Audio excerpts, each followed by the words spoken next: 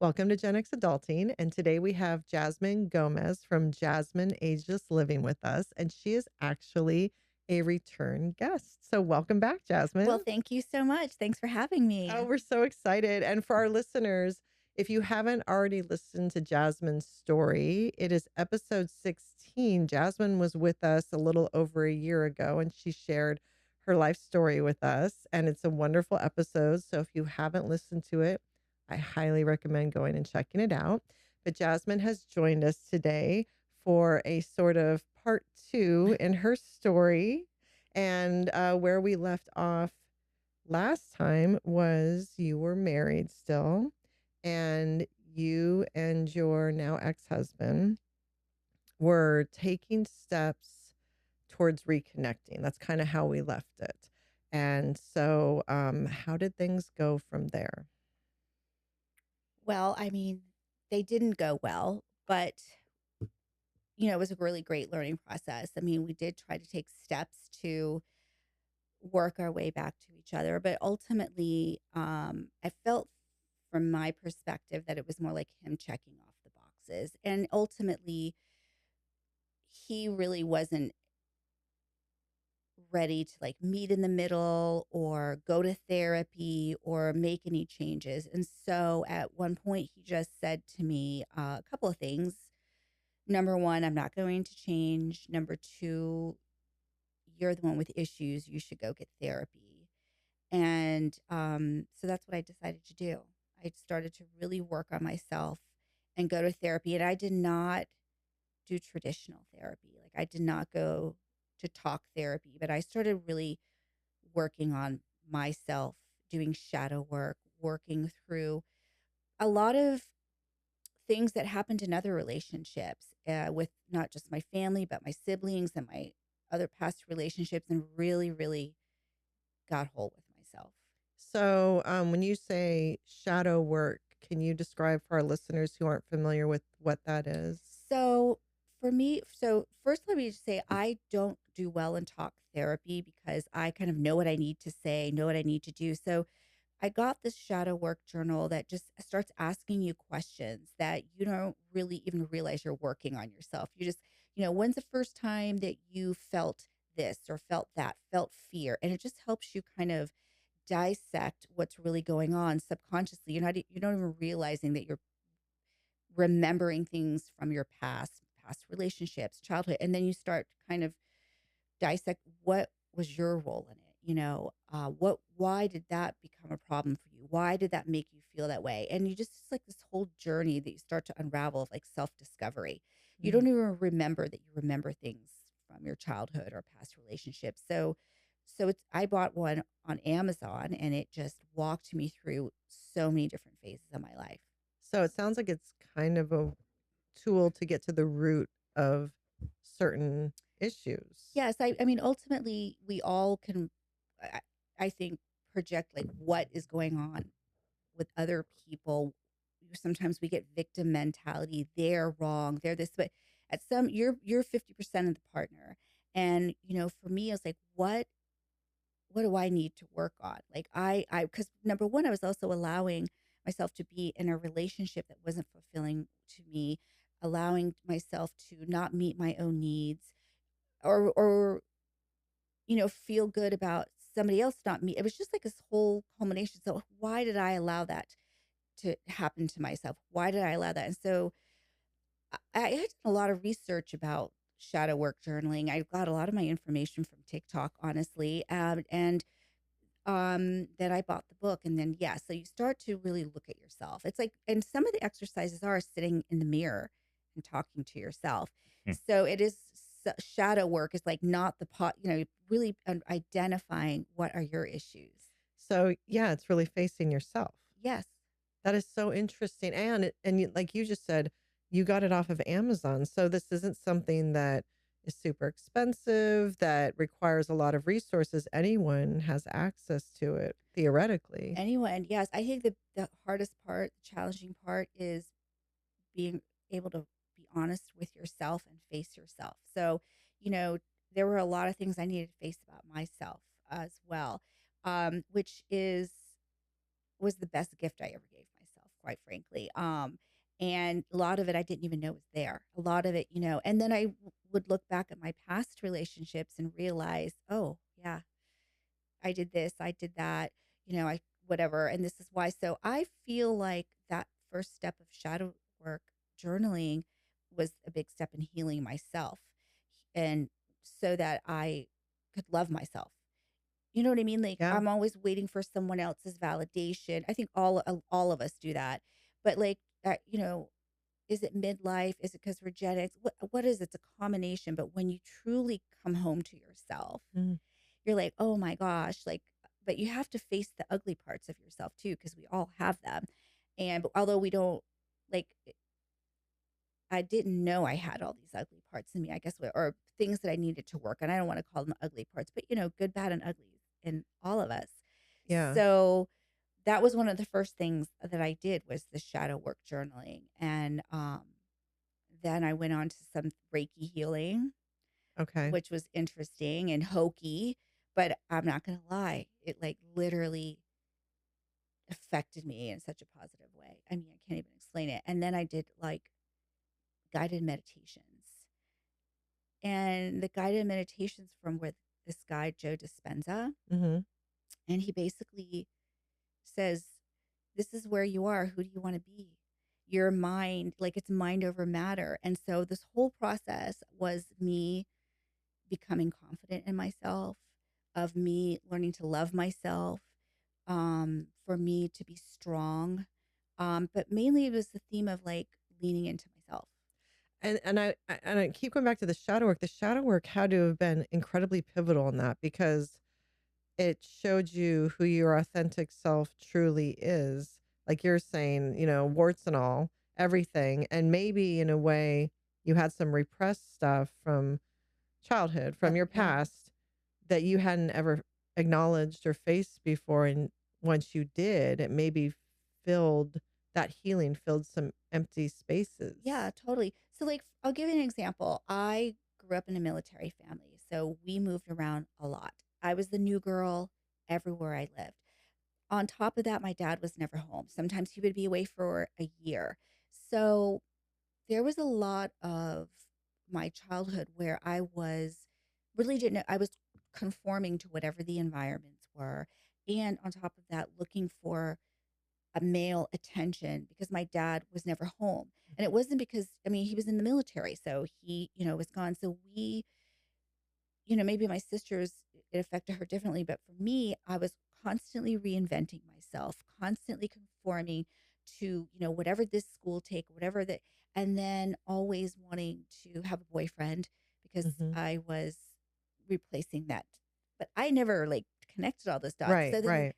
so now nothing's changed, but I've just tapped into it, recognized it, and like what you do in the shadow work journal too is that you apologize to your younger self, or you talk to your younger self and you're like, listen, it's just really, it's so cathartic. But so like again, nothing's changed, none of and it wasn't trauma, it was just like situational things that just like you become this person based on that environment, right? And Right. so now I realized why I was such a people pleaser, like why I wanted to fit into every group when my kids were younger. Oh, we had to get invited to this. We had to be part of this because that's how I spent my life. And so Right.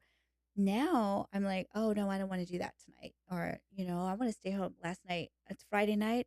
I'm watching TV tonight. Yeah. So what's shifted is just me recognizing why I did things a certain way and then finding out that the confidence really, the lack of confidence was just because I had grown up in a certain way being this. And then when you identify it, you just heal it. I don't know. It's, Yeah. No, I think once you can identify and define what it is, that's the first step it towards healing. How liberating. You must have had so many liberating moments during that process, because as you acknowledge it, face it, identify it, define it, and then take the steps to heal it, you're freeing it and letting it go. Whatever shame or Like suddenly guilt it's gone. So now is there's gone. another space, right? Yes. So one of the other things that I had developed over the many years since and it being an adult was OCD, like everything. So this interesting thing is, and when I was married, my husband would say to me, "You need to get help for your OCD," and I'm like, "I like being OCD, so I'm not going to get help with it." As I was doing all this work, all of those little OCD tendencies faded away. What I've discovered is that they are a means to control things. When you're stuffing emotions down, when you're not authentic, whatever, you start to control other things. Yes. And so I was like, oh my, like one day I like stepped on the floor without any shoes. I'm like, oh my God, I just, did that. And my friend's like, you did. And I'm like, I think this therapy that I'm doing is helping a lot of other stuff, Yeah. Yeah. that um, I didn't even know like were connected to that. Right. Yeah. Because if you aren't content, don't have the peace inside of you, there's that subtle chaos for all those reasons that you were discovering. The external stuff that you can control is what Mm, brings you the peace. And then that's where the OCD comes in. I at least have control over this. right. Like I know when I had an eating disorder, it was I at least have control over that. Right. Everything else is chaos, but I can control this. And then you become obsessive Uh, compulsive about that. yeah.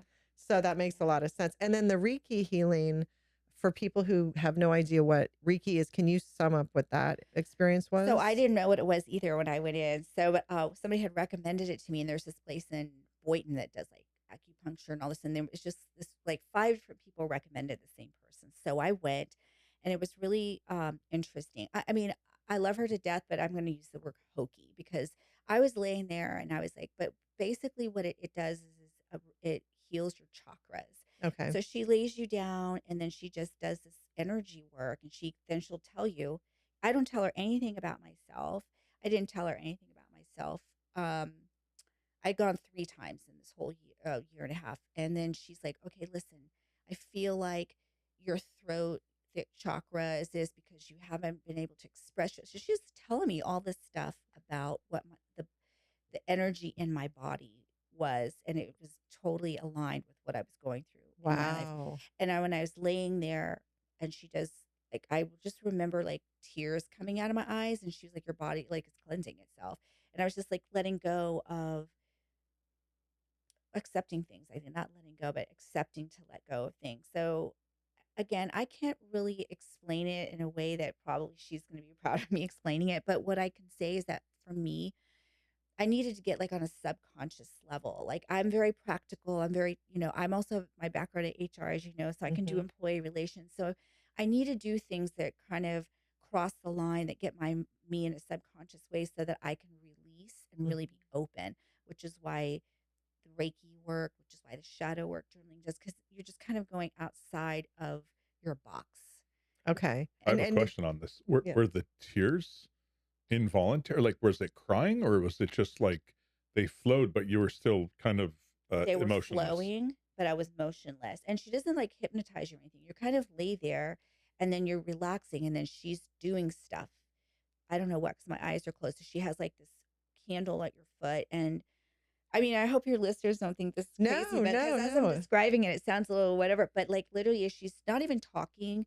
And as she's doing it, I'm like, like tears. I can feel them coming out.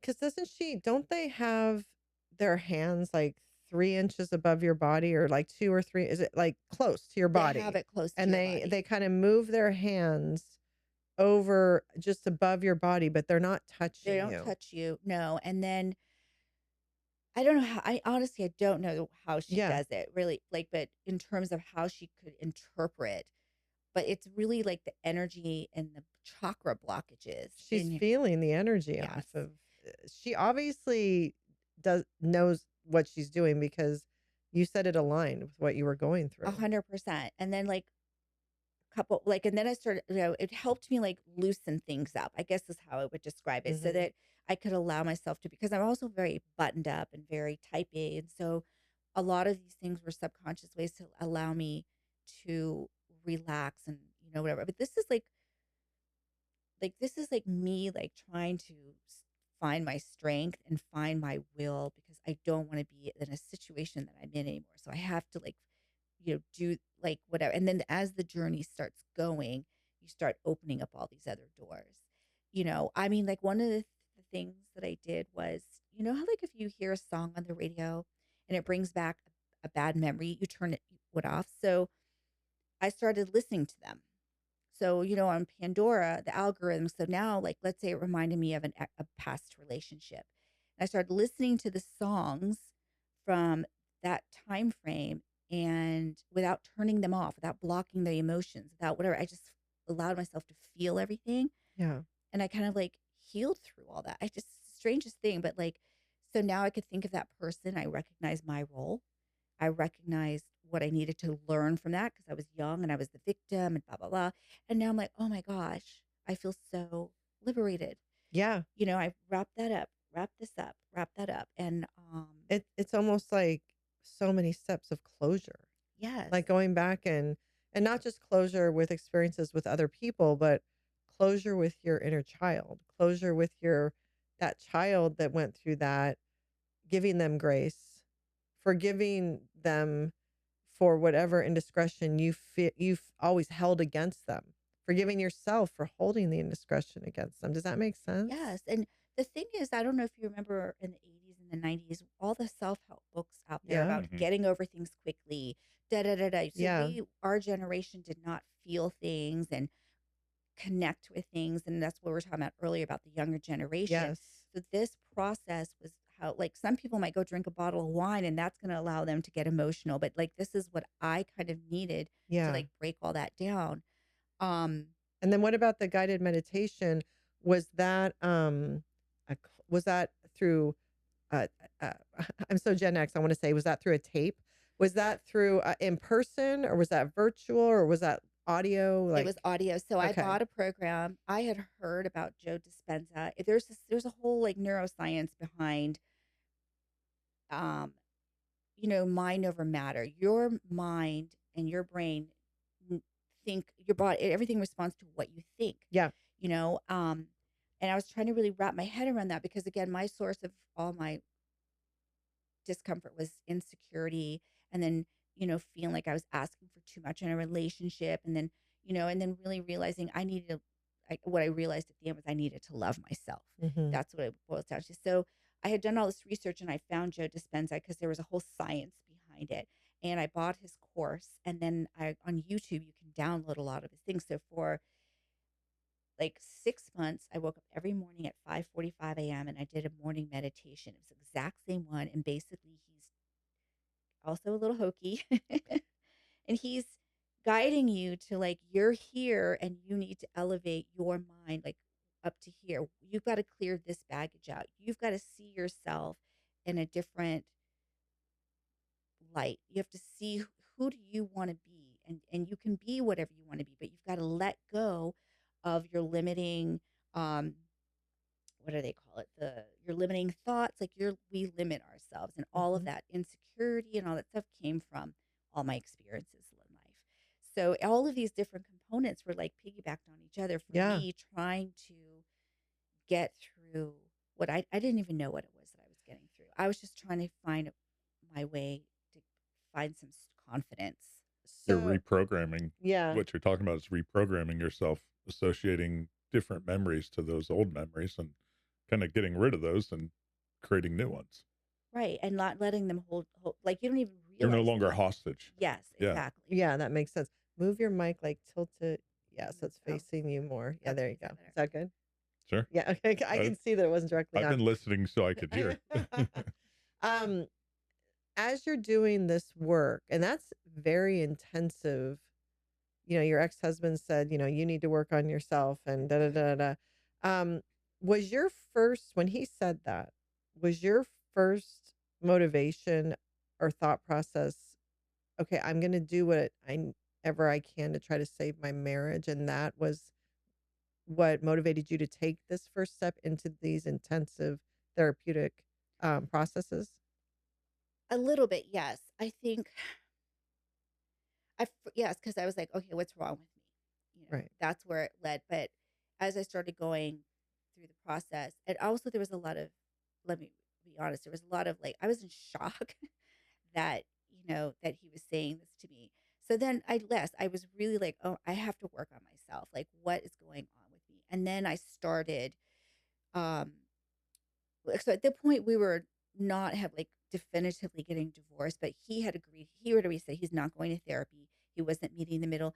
So like we were kind of in limbo Mm-hmm. as I'm doing this work. And I'm doing the work. I start off doing the work thinking I'm going to heal myself so I can be a better wife.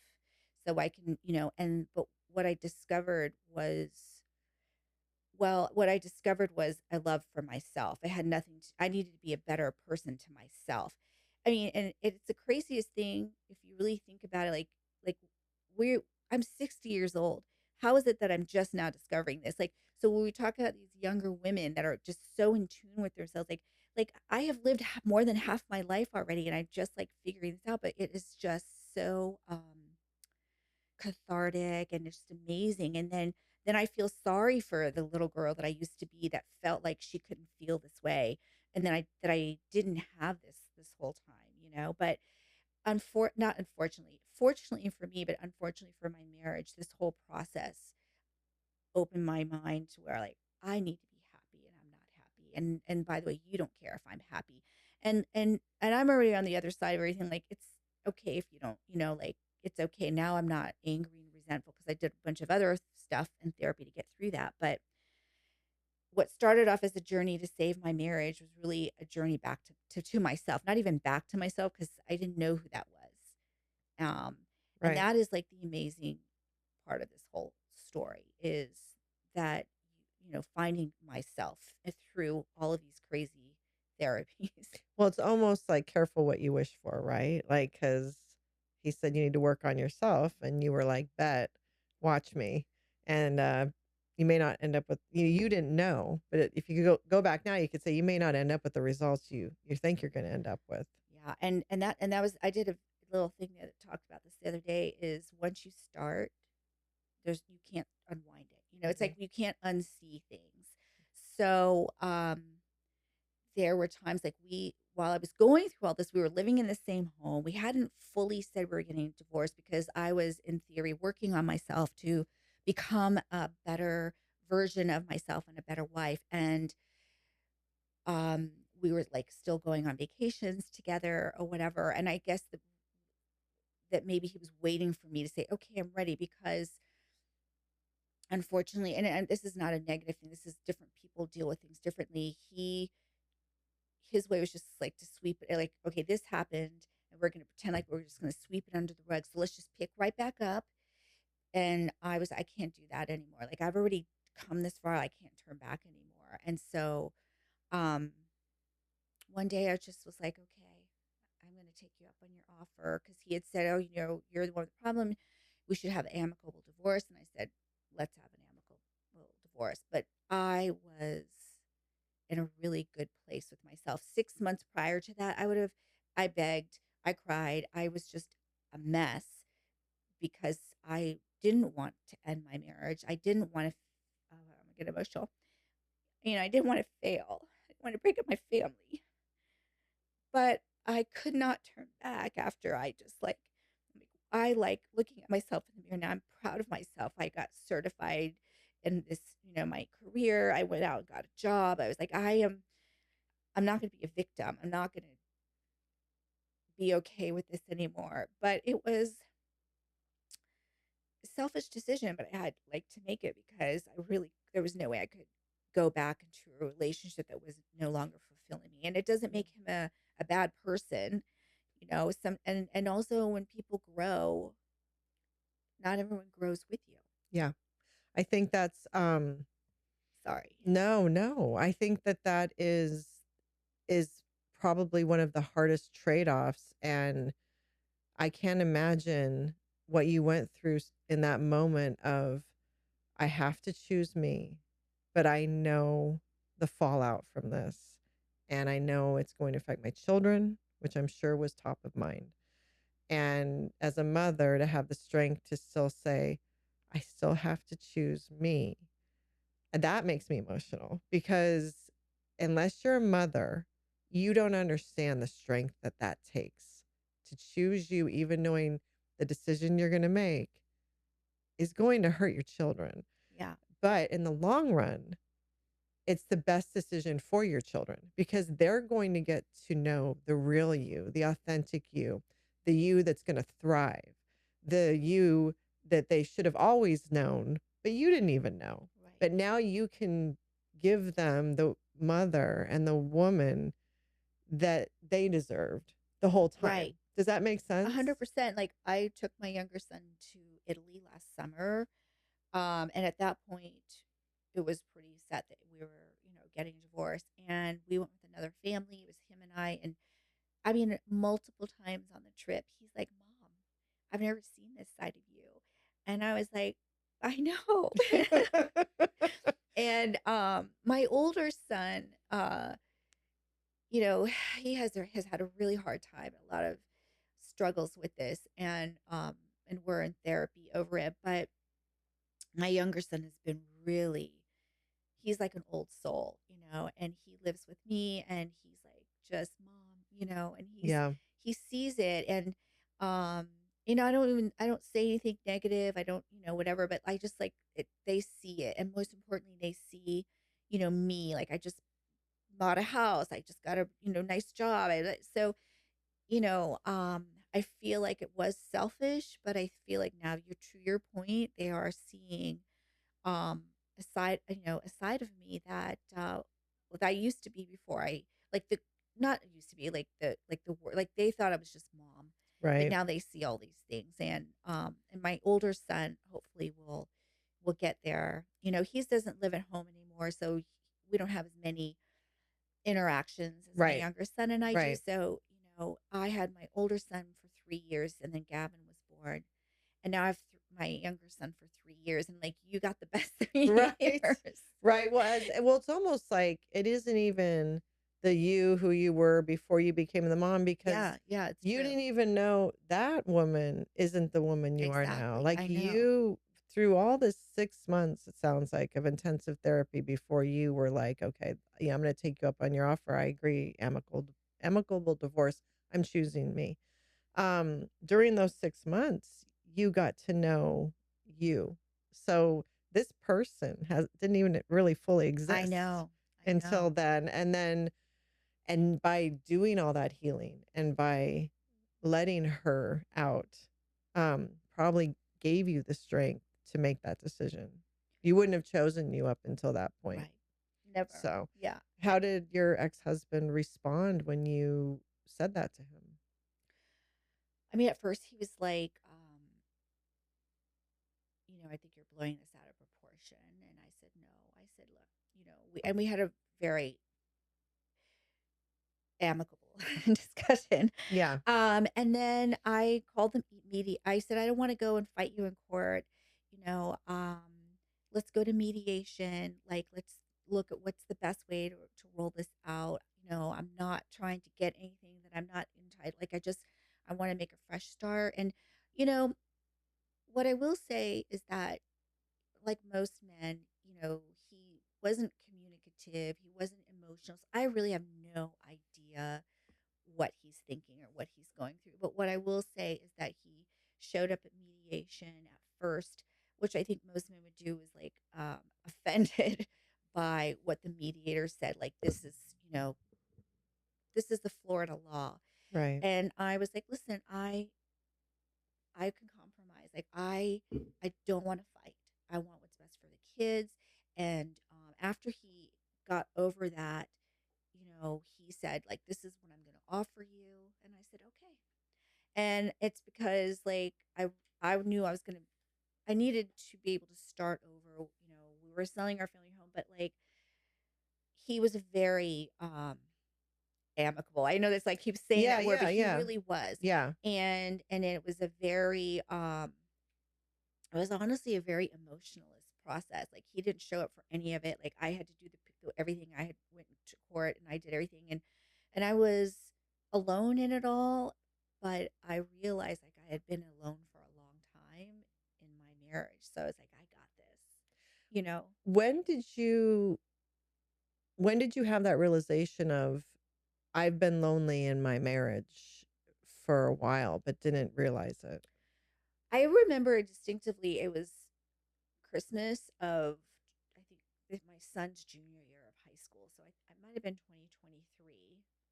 And my kids, now he's driving, so he's not home. My younger son's in eighth grade, and they're very independent. I was decorating the Christmas tree by myself. And I was like, okay, I need to do something with my life. And so I talked to my partner during that, and I said I'm lonely, and now I can have some space, and it was, I mean, he wasn't really receptive to it. He's not, he wasn't supportive, and I don't think, because he just didn't know how to be really, Mhm. and so I felt like, he's not hearing me, he's not there for me. I'm like I've dedicated my whole life to this family, like nobody's checking in on me to ask me, am I okay? Did I make it home last night? And then, but I never, it was, I never, it never, I never saw it. And then when I started to express it, it became a problem, and I think that ultimately me expressing myself and me expressing my needs became an issue. And so then I started just suppressing them even more. And I didn't realize I'd been suppressing them for a long time. Um, and so, I mean, it was a couple years. And I think that with the chaos of marriage and raising children, it's very easy for us to suppress those emotions, suppress our needs, to not realize no one's checking in with us. No one's saying, how are you? How are things going? What can I do? It seems like you got a lot going on here. And then when we finally get to that point in our life, for whatever reason, a lot of times because things are starting to quiet down and Yeah. we can breathe and take that minute to be like, oh, okay, wait, yeah. And then we do express ourselves. If it's not received and if it's not respected or honored, and if it's actually puts our partner on the defensive and they push back or they avoid, then it diminishes us as a person. And so I think a lot of women either do what you did, was then suppress again, went back to that old habit until you Yeah. got to the point of you can't suppress anymore. Something has to change. Well, Or yeah. they, or they right then are like, I'm out, A you lot of know. women stay. I will tell you that. Yeah. And I probably would have too if I didn't start working on myself, because, people will look at me and say, I had the big beautiful home. I had the fancy vacations. I did not have to worry about how anything got paid. Like now I know when my rent is due, my utility bill. I'm like, I'm freaked out by all these finances. And I was like, so in the mornings when I do my gratitude, I'm like, thank you for giving me 20 years of not having to worry about a dime. Yeah. So like, so a lot of women do stay because they don't want to give up the lifestyle. And I don't, I mean, I think maybe if I hadn't done the work, maybe I would have, but also I have a lot of friends that are in very healthy relationships, who also, women who also have gone through what I have, and they express, and their husbands meet them where they are. Right. And having seen that, and then I would like, wow. And then my friends were like, Jasmine, you deserve that too. And I remember my friends, this couple that we went out, they were like, you are so funny. Like we go home and we just laugh about how funny you are, and you don't even mean to be funny. And I was like, oh, me? Like, what are you talking about? And I have never in my life been told I was funny. I've never in my life, like, have been, in fact, been told that I don't have a sense of humor. And so as they started, these groups of people started complimenting me on things. I'm like, who are you talking about? And I realized that I was suppressing a lot of who I was. Yes, I didn't know a lot of things about my shadow work, but like I was losing myself in there because I'm now suppressing everything because I'm just trying to keep everything together. Um, and I think a lot of women do that. And I think a lot of women, though, have the support they needed and others don't. And I have learned now that it's okay. It's actually been a big favor to me. But in the moment, I'm just like, what the fuck? Yeah. Like, why don't you like? Why don't I have any value to you? Why don't you care? Like, I think I'm an amazing mom. I've done this, I've done that. But you learn later on when you do all this work, that there's that saying where people can only meet you as deeply as they meet themselves. Yeah. And it's not, unfortunately, your problem. And if you're lucky and you can get out and still find yourself and, Yeah.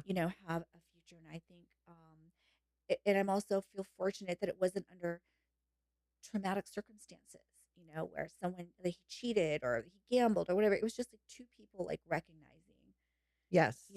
where Yes. this isn't working anymore and walking away.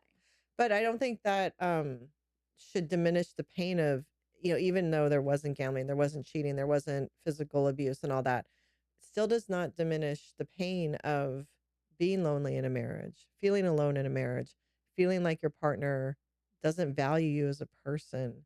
And so you end up quieting so much of you that you lose who you are. That's an incredibly painful existence. And to your point, there are women that stay that in that marriage for their whole lives and never get to know who they truly authentically fully are. So it was such a gift that this all happened, but it's still a very painful journey. And so when you got to that 6-month mark, and I just find it so poignant that going through all the process of the divorce, you were literally alone, like that he didn't come to any of that. I think it's just so symbolic, I think, of where the marriage was at and had been probably for a while. Right. I mean, he did come to, like, the mediations, because that's where we're, like, you know, agreeing to everything. But then I went to the divorce thing. And I remember when I got my certification, I was studying for 6 months, and I literally sat in my car in the parking lot. I found out that I passed, and I was like, I don't have anybody to share this with, and except for my kids, but, like, and I just sat there and cried. But I had my friends or whatever, but, like, I was like, I don't know how you spend 20 something years with someone and then they just, Yeah. but, yeah, I mean, it is a very painful process, but it's also a very rewarding process, when you do get to the other side of it. I mean, obviously, I still have a lot of emotion attached to it. Um, but, now, um, I don't feel triggered. I don't feel emotional things or whatever, because I ended up doing one last therapy. And the very last thing that when I went through all this process was I had a lot of resentment. Now, at this point, I'm going to be honest, I was a bitch, because now you have pissed me off and now I have found myself, and oh, hell no, we are not going to be tolerating anything. So now I am being, you know, nasty and mean and whatever. And I didn't want to feel that way. So I did this therapy called EFT tapping. And the whole goal was like, I do not want to carry anger and resentment into my next chapter. And EFT, you had a guest on your show, Mary. Mary. Mary. I saw that, and that's where, and so I'm going to do her a disservice if I talk about it, but it's an amazing therapy that really also taps in to retraining your brain and your thoughts, and putting a different emotion attached to this experience that you went through. And again, I'm not going to lie, it was the hokiest thing I ever did when I was doing it. And I was like, there is no way that this is going to help me. And like, after we would go through sessions at a time, like 3 things, and I'm like, oh, holy cow. I would go home. I mean, it just was so amazing. So it's just like, I just, I want to talk about this more, but I'm not educated enough. But it's very, very interesting, the mind over matter and retraining your brain Yeah. to really focus on seeing the good and being the good, instead of focusing, like, healing yourself, but like retraining your brain so that you can move forward and not carry so much baggage with you. And one of my friends sent me a photo the other day, and it was a photo, and it said, count how many blue, you have 5 seconds to count how many blue items you see in this photo. So I looked at it, and then you close, and it goes, how many yellow items were there? And it was one of the things that we train our brains to focus. If you focus on the negative, if you focus on what we can't have, whatever. And, when I use the word hokey, it's because it's so opposite of how I live my life. I'm like a type A personality. And, and this is not the kind of stuff that I would normally do. So I don't mean any disrespect at all about using the word hokey, but it really has helped me so much. And it really just looking at that thing where look at the photo, it just reframes how you see things. Yeah, I think it completely rewires your subconscious, and we did have Mary on to share her story, and she did share a significant amount of information about the EFT tapping that she does. I can't remember off the top of my head which episode number that is, but for anyone interested, It was before 16. it was it was before 6. So Yeah. I bet you if I had to guess, yeah, it's somewhere between 10 and 15 if I had to guess. But that's right. It was that Was she? I early. thought she was. Yeah. She Okay. was no, she was before Jasmine. Okay. But I think I saw her before. Now I could be wrong because look, the past like year and a half, everything, all the timelines are kind of all. yeah, but I feel like you guys are close. So Because for also she talked about collaborative divorce. yes. And that was when I said, okay, I want to find out about this collaborative divorce because I Yeah. don't want to go to war with my soon to be ex. And so that's why I kind of feel like, because I learned a lot from that episode as well, not just the EFT tapping, but like collaborative divorce. And then I ended up doing the mediation, which is a little Yeah. step down from collaborative divorce because we Yeah. were able to, get it done in mediation. Yeah. So for any listeners interested in the EFT tapping, or collaborative Or divorce, yeah, yeah. she's a very interesting story. Check out Mary's story. She's a Gen Xer, but no, I did one session with her, and I have it on my to-do list. I want to do sessions with her, but just that one session, I felt a relief, and so I can't imagine doing multiple sessions. It had to have been a pivotal part of your healing. I mean, it was like the last Yeah. thing, and I've been really good since then. That's amazing. Yeah.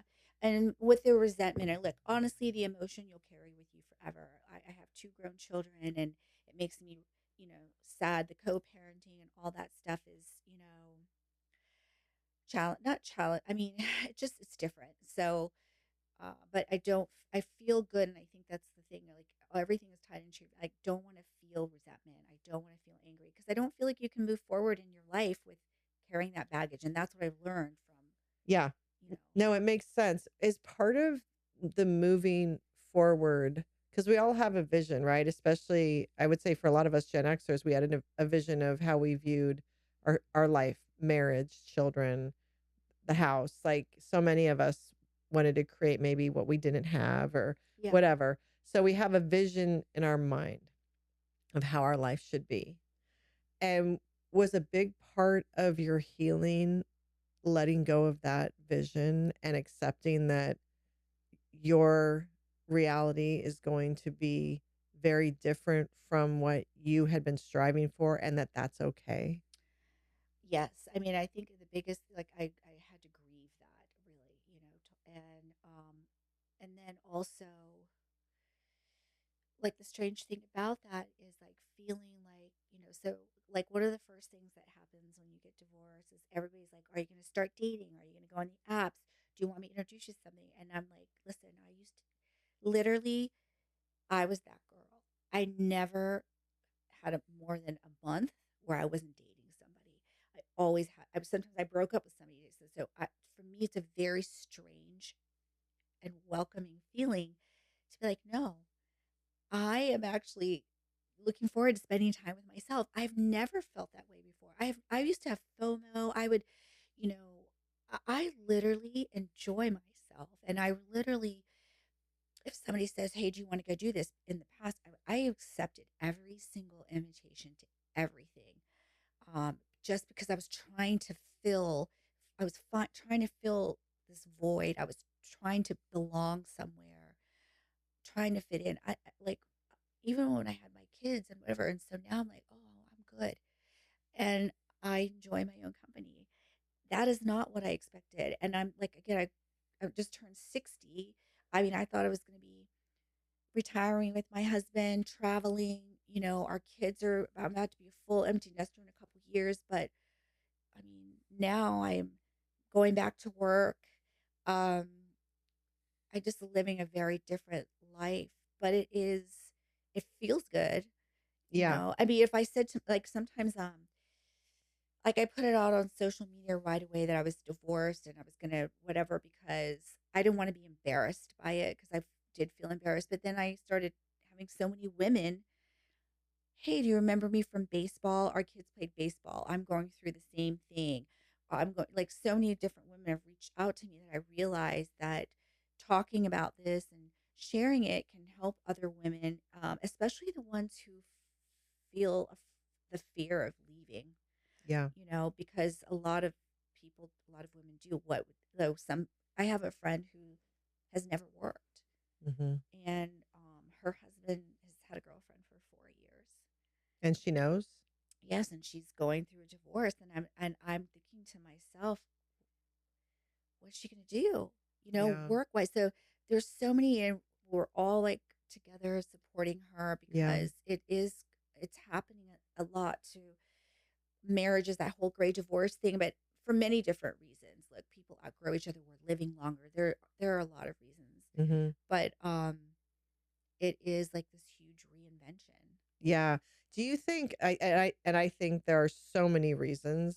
And so the subject I'm about to bring up is in no way meaning to undermine any of those reasons. All those reasons are valid.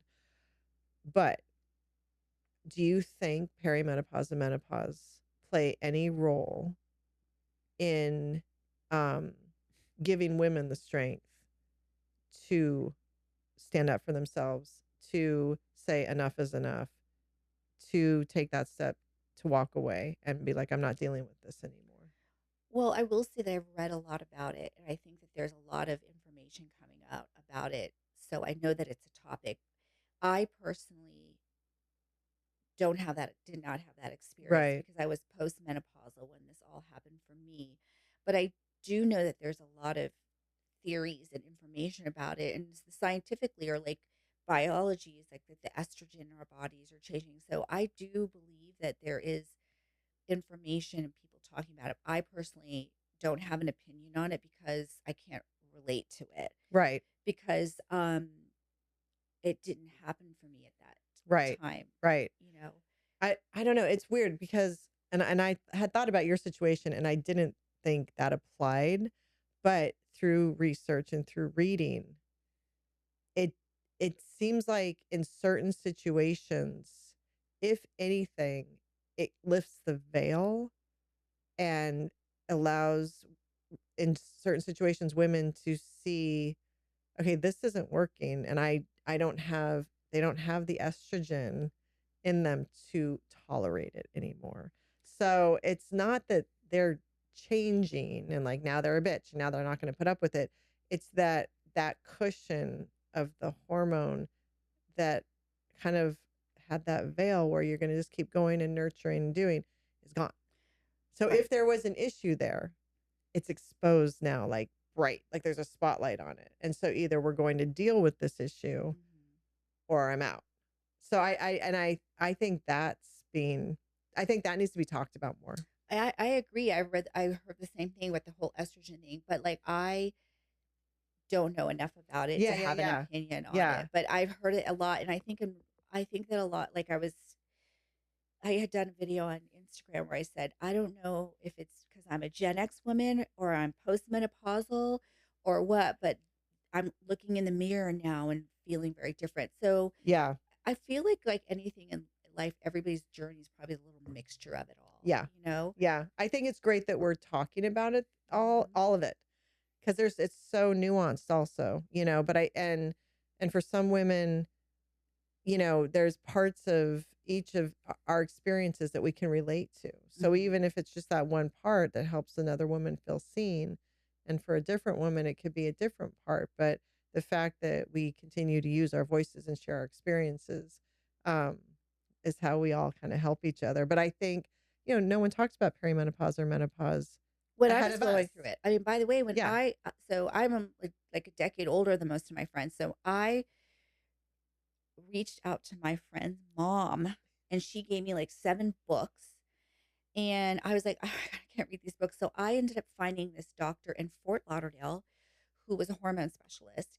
And because I had my old youngest son at 43, so my whatever, and I had to do like this saliva test or whatever. And so immediately and I paid a lot. Like now I get it through my regular doctor, but Yeah. back then I had to pay out of pocket and it was a lot of money, but it saved me. Like, so that's when I recognized, but I was going through, I had two little kids Hmm. and I was going crazy. Yeah. So it was, I think that my happens. menopause is different than Yeah. most women's who Yeah. are, because I was just with a kid having You were in a being an older different mom. space. We've had listeners write in saying, I'm going through perimenopause and I have young children and I'm going crazy. So I think that happens to a lot of women. So I just think I just want all of the resources available, for all the women, and to let the younger women know, once you hit your late 30s, you may not be, there, things may be going on and it could be just perimenopause. Like, go talk to somebody. I You're not crazy, have a you know? question on this. Yeah. Um, Earlier, you were talking about how you chose yourself, and that was part of what drove your decision to divorce. But I will say, as a guy, I think we view it as more situational. So I found that very interesting. That it's you're choosing yourself over the you're just choosing yourself, and you're like, you're done. You're kind of going into more of the situational in a sense, and I'm curious, and it's really maybe for men listening, is I think we think it's situational, not so much that there's challenges and problems in the marriage. And I think that's how we look at it, more at that there's problems here in this relationship or marriage, but it is more the relationship between the man and the husband and the wife. But I think men, I think I have a feeling there's a perception that it's because a lot of times men are shocked, right? Yes. Especially as we get older, the gray divorce, and I think they're shocked because they're looking at it. Well, the situation we're in is pretty good. It's not that bad. But what you're describing, and potentially with this perimenopause or menopause and the veil lifting, and you're choosing yourself, and it maybe as you're finally choosing yourself, and you're like, hey, this is bullshit, and I'm moving on. And whether it's hormone based or not, like for some women, I think the perimenopause can be a catalyst and an effective tool to help bolster them to take the steps to finally choose themselves. But like in Jasmine's situation, she had already But gone through that. It helped her raising young children. So like when she got help, but before it wasn't helping her, but she got help. But um, I think you're right. I think women do such a great job creating an amazing domestic life in general that men are just humming along, not realizing you need to check in with her. She still needs attention. And then you get to this point midlife where she's like, enough. Well, just because you express it. So I think that what you're saying is it's coming out of the blue, right? So everything was honky dory, and then in the moment that I was like, oh, now that I have this space, that I realize I might be lonely, or this might be missing, or I might need this in my marriage. It is surprising to express it, and it might take a man to a minute to like, oh my god, because men, they show their love and they show up in different ways than we do. So while we're creating this environment, they're out working for it, and I like totally respect that. Everything that we've had, I created, but it was funded by him. But Yes. the thing is whether it is situational or hormonal. When you express how you're feeling to your partner and they have a minute to digest, if they're not able to do anything with that, meet you, have compassion, try to understand, that's when you say, okay, like if you're not going to show up for me, that's when I have to like choose myself. But like again, like I am around a lot of healthy relationships, and I think where the husbands are, what can I do for you? I'm sorry that you're feeling this way. Yes, let's go to counseling. Let's do these things because I want to save our marriage. I want to make you happy. I'm sorry that I didn't call and check on you today. I'm sorry I didn't know that you needed that from me because you just seemed like you had everything under control. Those are the type of, like, because there is up and downs in marriages. Like when they're, totally. It's not a matter of, oh, I'm just like choosing myself. It's a matter of I need to work on this, but I need you to work on it with me. And if you can't, then I have to just work on myself and choose myself. Um, so but I can understand men of a certain generation, because I think the younger men, like my kids, are a little more in tune. Just that whole generation, taking the gender out of it, but I do understand that men are not as connected to their emotions or are taken aback or whatever, but it's the effort, I think, Yes. to try and understand, to try to do whatever it takes, and Yes. at the end of the day, and if it doesn't work, then you should say you tried. So I tried. I was not going to break up my family without knowing that I tried every little thing. But at the very end, I wasn't. It wasn't being reciprocated, and in fact, it was not. I can't think of the right word right now, but so I had to do what I had to do. But I would have loved for it to not been that way. Right. I would have loved for. I have a friend. I don't tell all these different stories. Her husband is trying, and Mhm. I'm like, don't give up. Let him try. I would give $1 million if my husband would have tried. If he would have eh, wholeheartedly with say, hey, you want to walk the dogs at 7 p.m. Getting into the door at 6:59. I'm here. Like there's a difference, and by the way, it's okay if they're not feeling it. I mean, I know that now. I didn't then, but they. But I think when you're saying the menopause thing, I think that just gives the women bec- a little more courage or a little more coming of it, like Yeah. recognizing what their own needs are, because we don't speak up because we're busy raising a family. Mhm. They don't speak up because they're busy earning income to take care of the family. Like so, but when you start to speak up, then you have to meet in the middle. Yes. And I think the word effort is probably the buzzword in this topic is, the divorce came out of nowhere. That's that famous saying, right? Where the men say it came out of nowhere. But okay, so it's there, it's been presented to you, and the reasons and the feelings and the perspective of your partner, the woman in your life, has been presented to you. Now what are you going to do with that? And that is, I think, what you're talking about is, um you don't have to necessarily know all the answers right away. He can say, I don't know what I'm going to do with that. I'm shocked. Let me sit with this for a minute. This came out of nowhere. Yeah. Can we just give me a minute? But then he comes back and he says, okay, I'm let's talk about this. Let's work on this, because he's putting in the effort because he doesn't want to lose her. That's really what it comes down to, right? You fought the good fight until it was done. So you can look back and say, I fought for it until there was no fighting anymore. I did not bail until it was done. But the husband has to feel the same way. I'm going to fight for this, and I'm not going to let this go unless we get to the point where it's done. But I'm at least going to put in the fight. I'm hung up on you choosing you, not you personally, but maybe I guess, but I don't.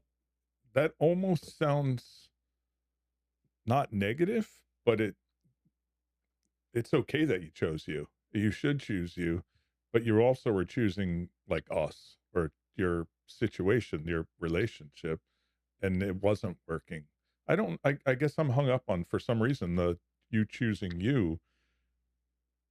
I don't know. It doesn't, it's almost like the situation you're in is not working. I'm not necessarily choosing myself, but I'm choosing up to a better situation, even for the kids, right? Because when you're in a situation where it's not working, it doesn't work for the whole unit, the whole family. So you're not necessarily, again, I'm stuck on choosing yourself because that could be conceived or perceived as selfish when it's really not. It's not a selfish thing. You're identifying that this just isn't working for us. You're not happy. I'm not happy. It maybe it. I don't know.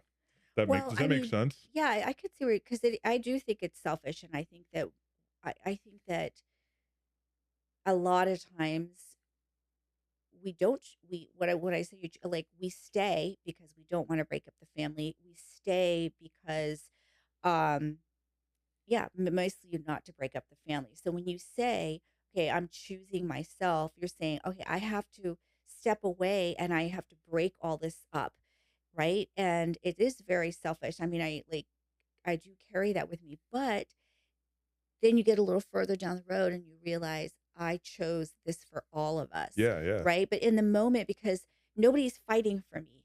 So the only person fighting for me is me. Yeah. And again, I'm not trying to throw anybody under the bus, but when I first like brought up some things that were emotionally things that I needed or that I felt, whatever the very first things out of his mouth were, I can't make you happy. We should have an amicable divorce.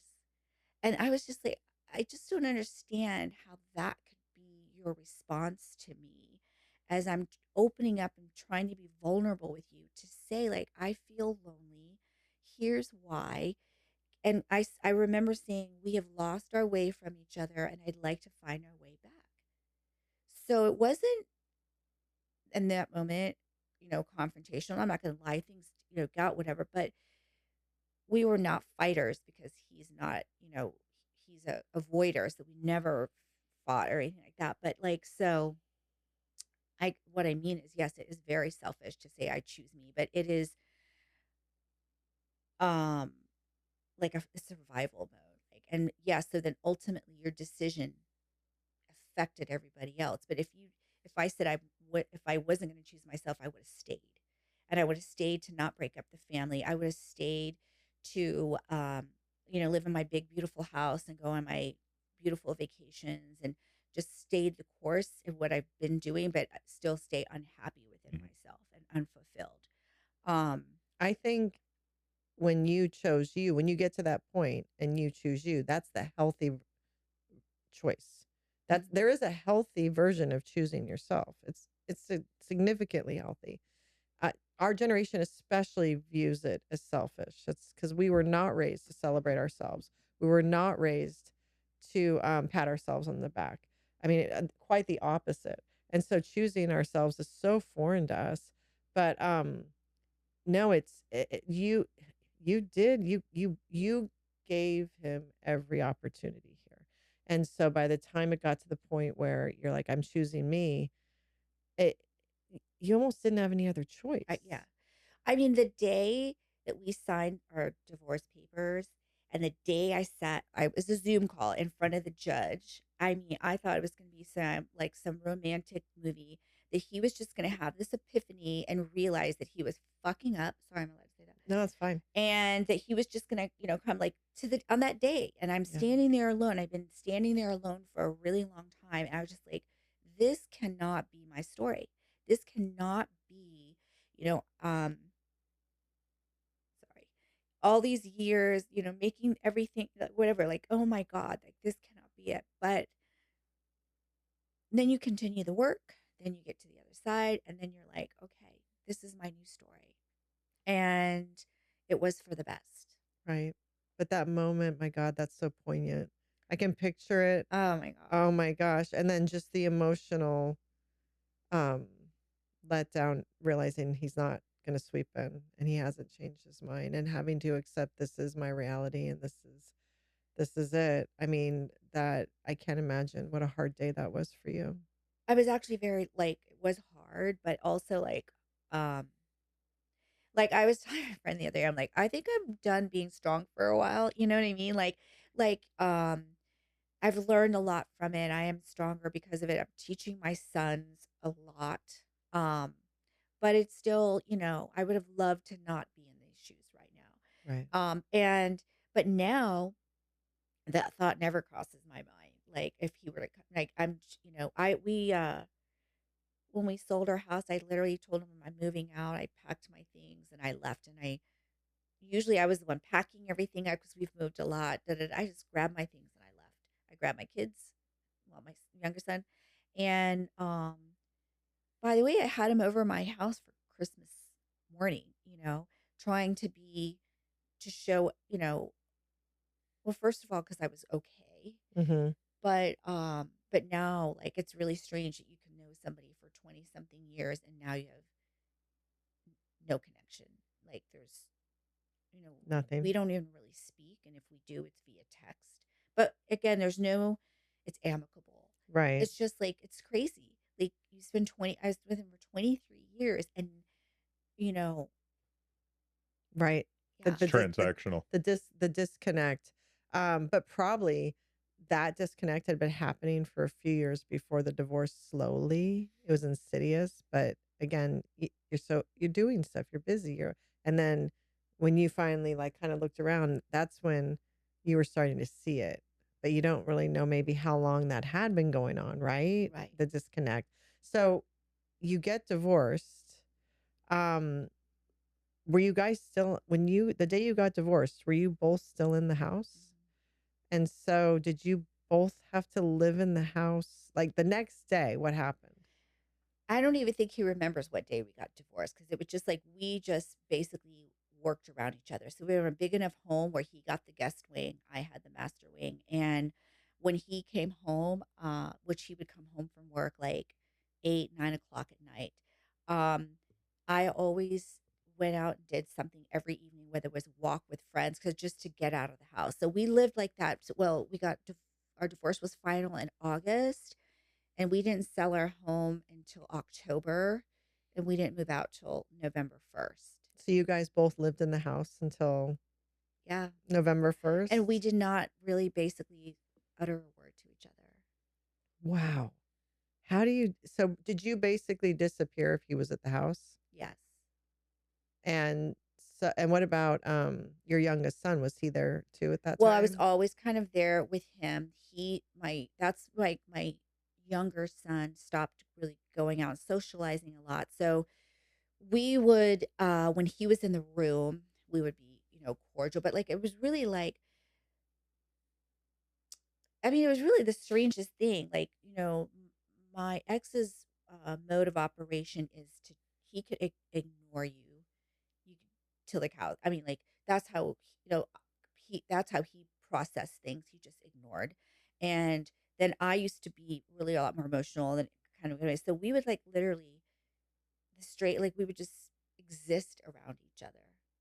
Did that take more energy It was to this most stressful. Like yeah. I weighed 102 pounds. I had so much anxiety. It was I mean, the minute I moved into my new apartment, which is this little tiny 2-bedroom apartment, um I just like was like relieved because I just could be and it was so much anxiety. Like I can't even describe it. It was you're just like that feeling where you're on eggshells. I wasn't eating. I wasn't because it was such a limbo. And Yeah.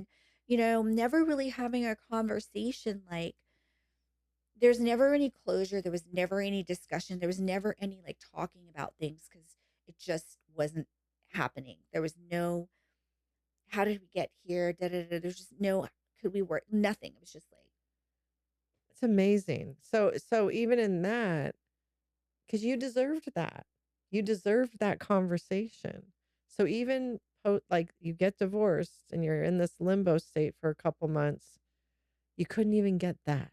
no. And you deserved that, and then you have to find the closure on your own. Well, and what I've done is a lot of, you read a lot about the closure comes from you.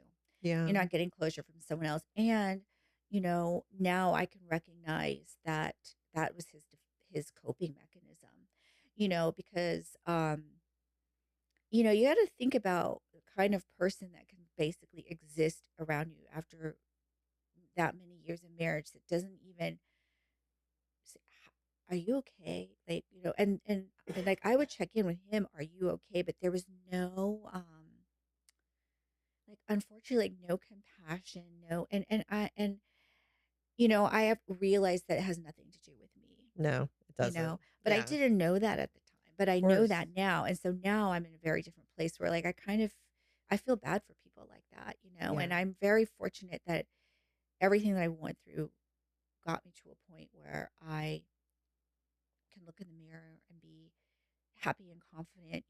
I'm not angry or resentful, but it was it was like being in the twilight zone. Like, I'm sure. I can't imagine. And your nervous system had to have been just shot. So when you get your own apartment and you walk in there, that first week of living in your apartment, I assume you spent a significant amount of time just breathing and regulating and I really like had a mental breakdown, honestly. I mean, and I from that point until February, like there were days I didn't get out of bed.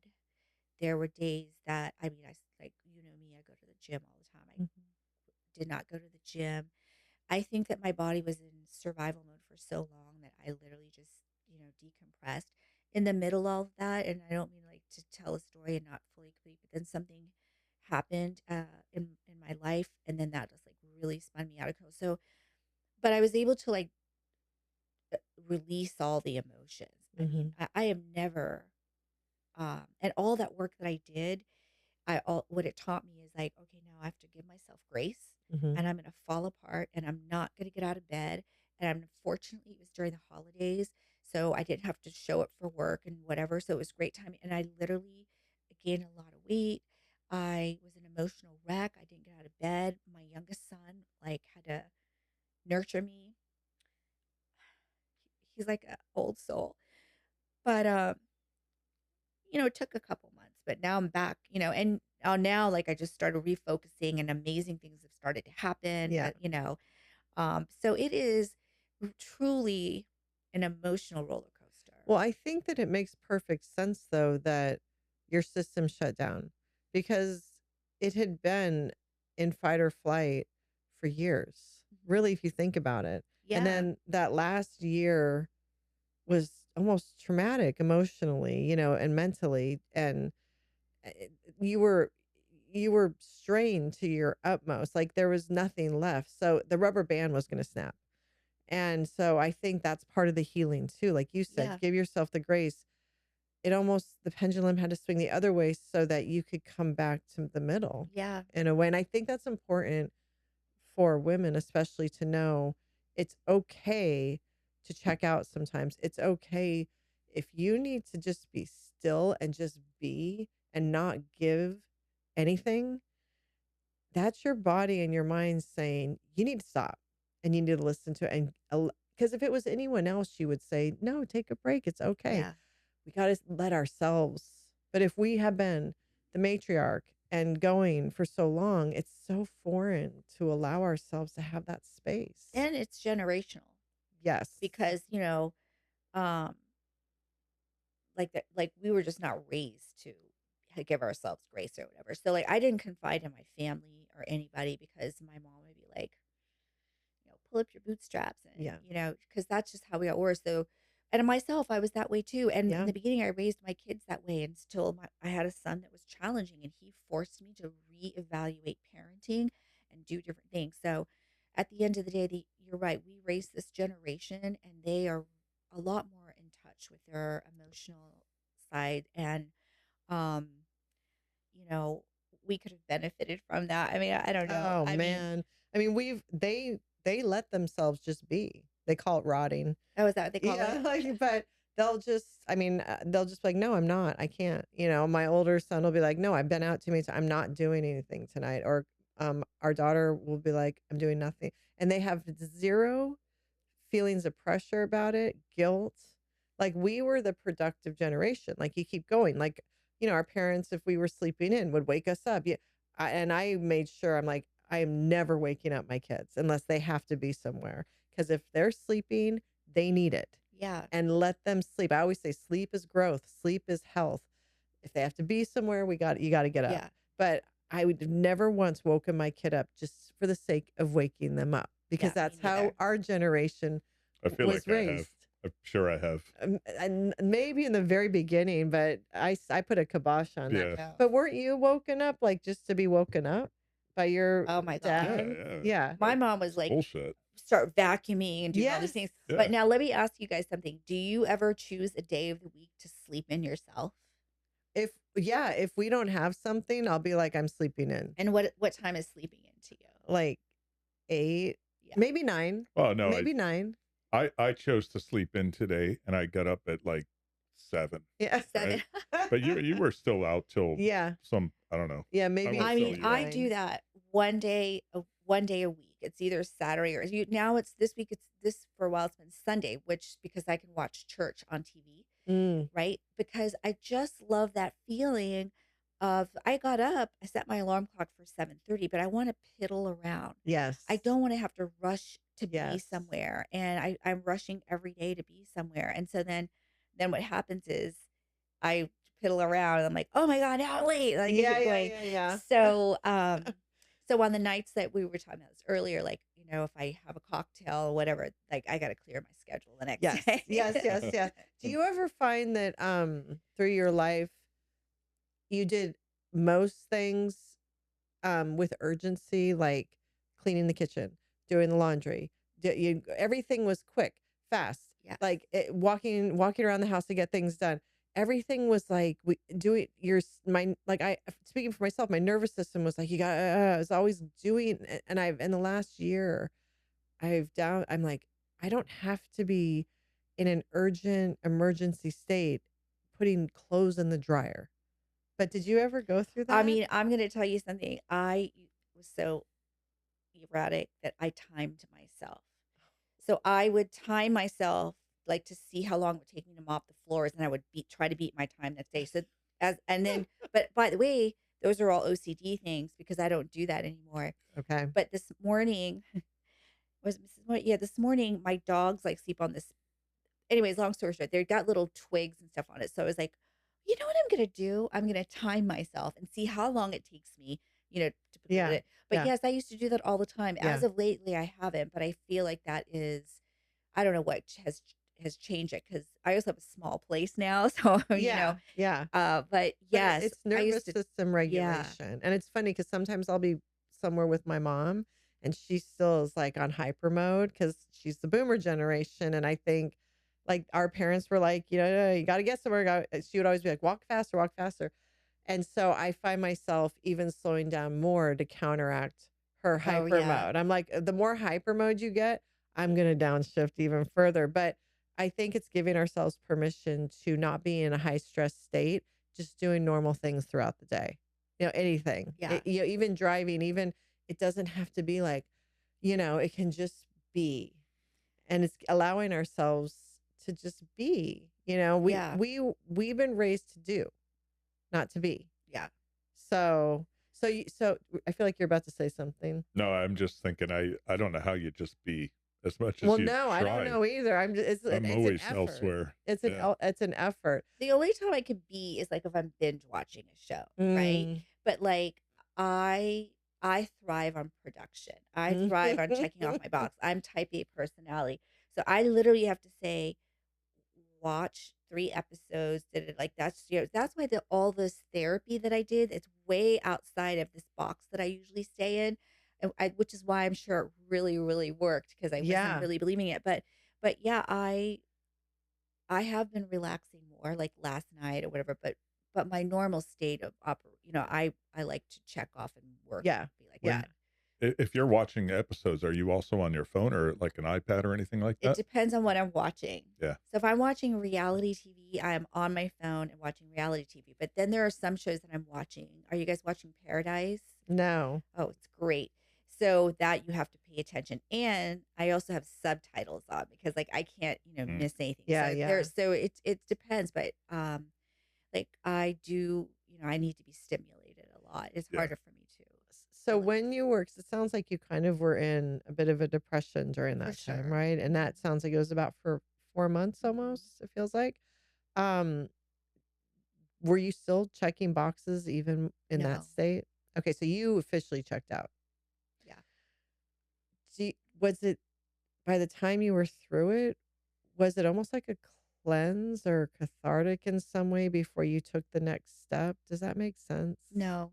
Okay. I mean, it really was. I mean, so, but it was necessary, but I felt like shit at the end of it. And so Okay. I didn't go to the doctor and get medication or whatever. So I, I just had to say, okay, now the pity party's over. Mhm. It was after the holidays. And I was like, and now I need to get my shit together. And then I just started going through the motions. And then eventually the rest of me started catching up. I also take a lot of supplements, and I started taking this supplement called Happy Saffron, which is uh, nature's Prozac, Mhm. and I just started forcing myself to go. I couldn't even lift weights at the gym anymore. Like I had just completely checked out, but I just started checking off my boxes again, showing up. I changed my nutrition. I did all the things that I did before, but I have never in my life that I can remember checked out like this before. I have never felt clinically depressed.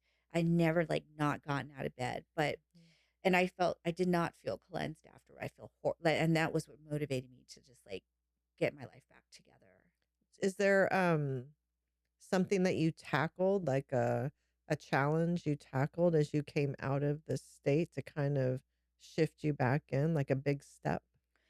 It was really like nutrition and fitness because uh, I could none of my bottoms, pants or anything fit me. I couldn't zip anything up.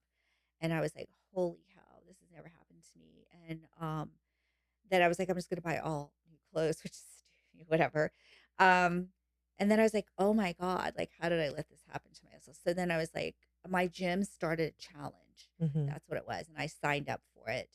And and it was just a challenge. And everybody's like, "Oh, why are you doing this?" I'm like, you can't tell people that I'm petite and that I've gained 8 pounds because they don't understand. Like they Right. just think, So I was just like, "Oh, I'm just getting my nutrition on point," and that's really what it was. Like, because if I'm also competitive, so if I'm in a challenge and you're like, I have to show up and you're weighing me or checking my body fat or whatever, like I'm not going to fail that. So that's what motivated me and got me, back into, and then just now I do feel authentically happier. Mhm. I made plan.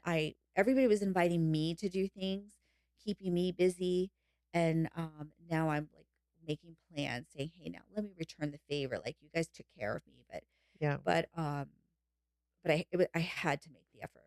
You know, So do you feel, and you said you just bought a house. yes, So thank congratulations on you. that. When do you move into that house? Well, I closed on the 19th of March, and I'm probably going to move in like in 3 months from now because I have to renovate it. But Okay. the interesting thing about that is that I have moved many times, and the whole process. This is my first time buying my own home, and I thought it was this complicated process. I have really good friends who are like, "It's not that complicated," and I was like, "But it is," because I remember when we did this, it was in there like, "It's not that complicated," and it was not that complicated. And I was like, "I don't know anything about the title company," and then I would call the young lady, and I said, "Listen, I just got divorced. I don't know what the hell I'm doing. Can you just? I need to like understand what this Right. all means." Everybody's so happy to like explain everything to Yeah. you. Then I like had to get homeowners insurance, and it was with another woman, and a young woman. She's a go getter or whatever, and she's like, "Let me just break it all down to you." And here's it. What's a 4-point inspection? What's a wit? Like I've learned so much, and I was like, how did I go through 20 years of somebody thinking I wasn't going to comprehend this stuff, that I was never involved in this process. Right. Right. And anyways, I'm like just so. And then I went to the tile store and I said, "Listen, I used to be in this market. Now I'm in the look for less department. Yeah. So what do we got?" And everybody's in there. They want to help. And I did my mood boards and I ordered my tile. I ordered my tile in 1 hour. Again, it's not that complicated. So Yeah. it's just like a lot of, it's exciting. And Empowering. yeah, and empowering. And I don't mind tackling a renovation on my own. That's going to be, you know, interesting. But I have a lot of support. I think that it's just another step in this journey, it's Yeah. almost like destruction and rebuild. It's kind of goes Yeah, along that's with such a good point. your Yeah. journey, and this is your home that you've bought, that you're going to have a say in every inch of.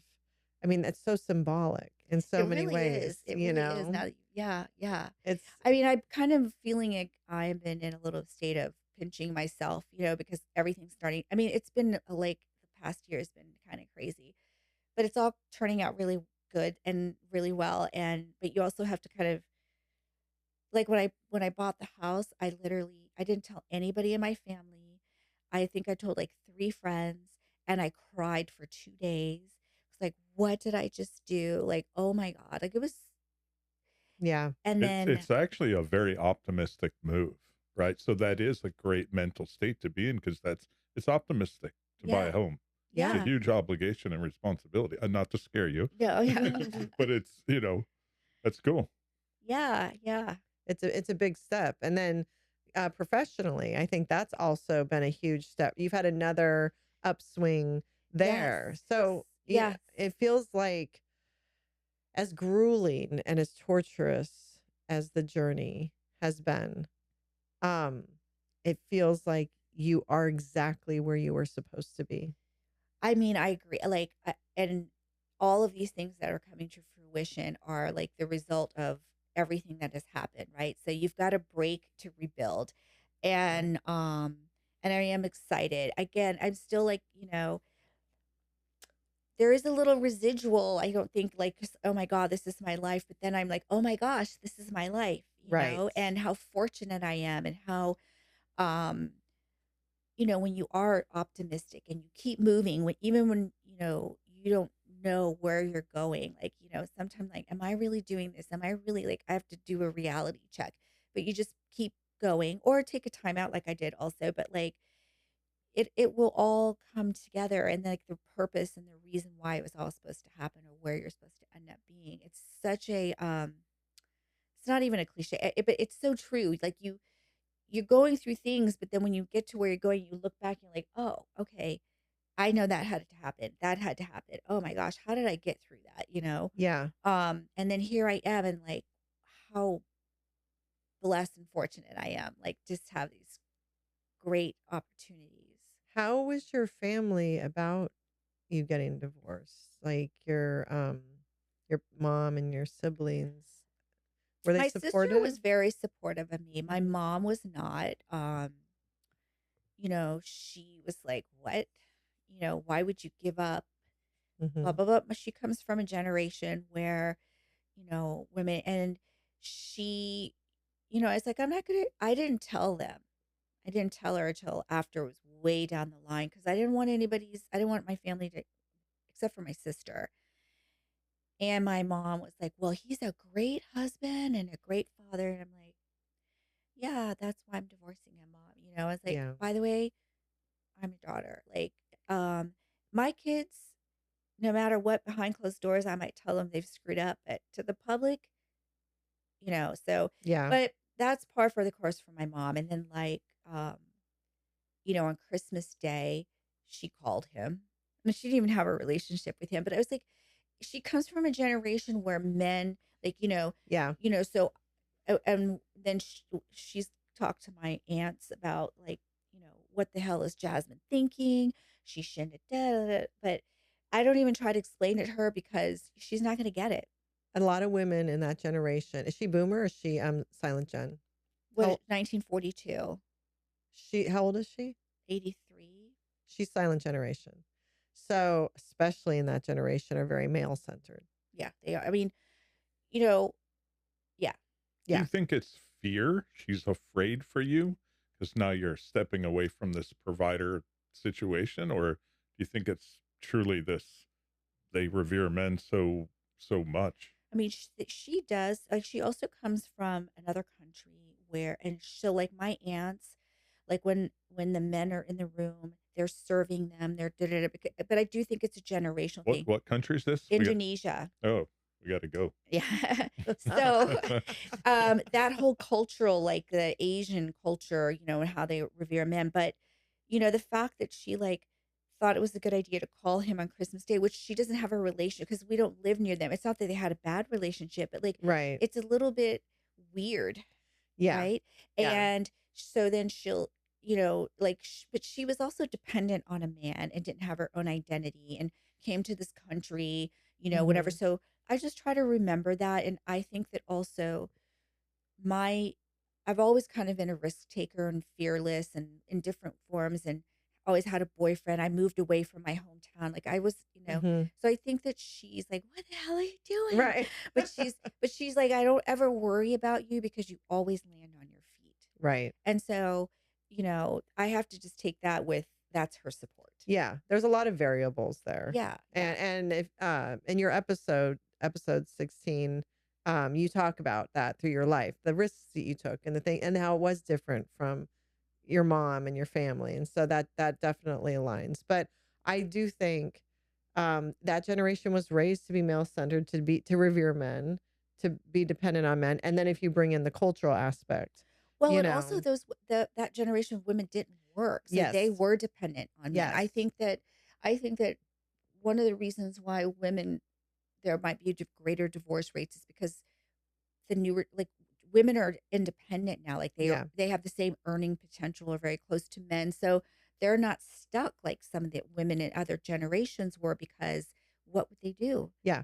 Yeah, no, I think, and I think you're seeing that with the younger generation.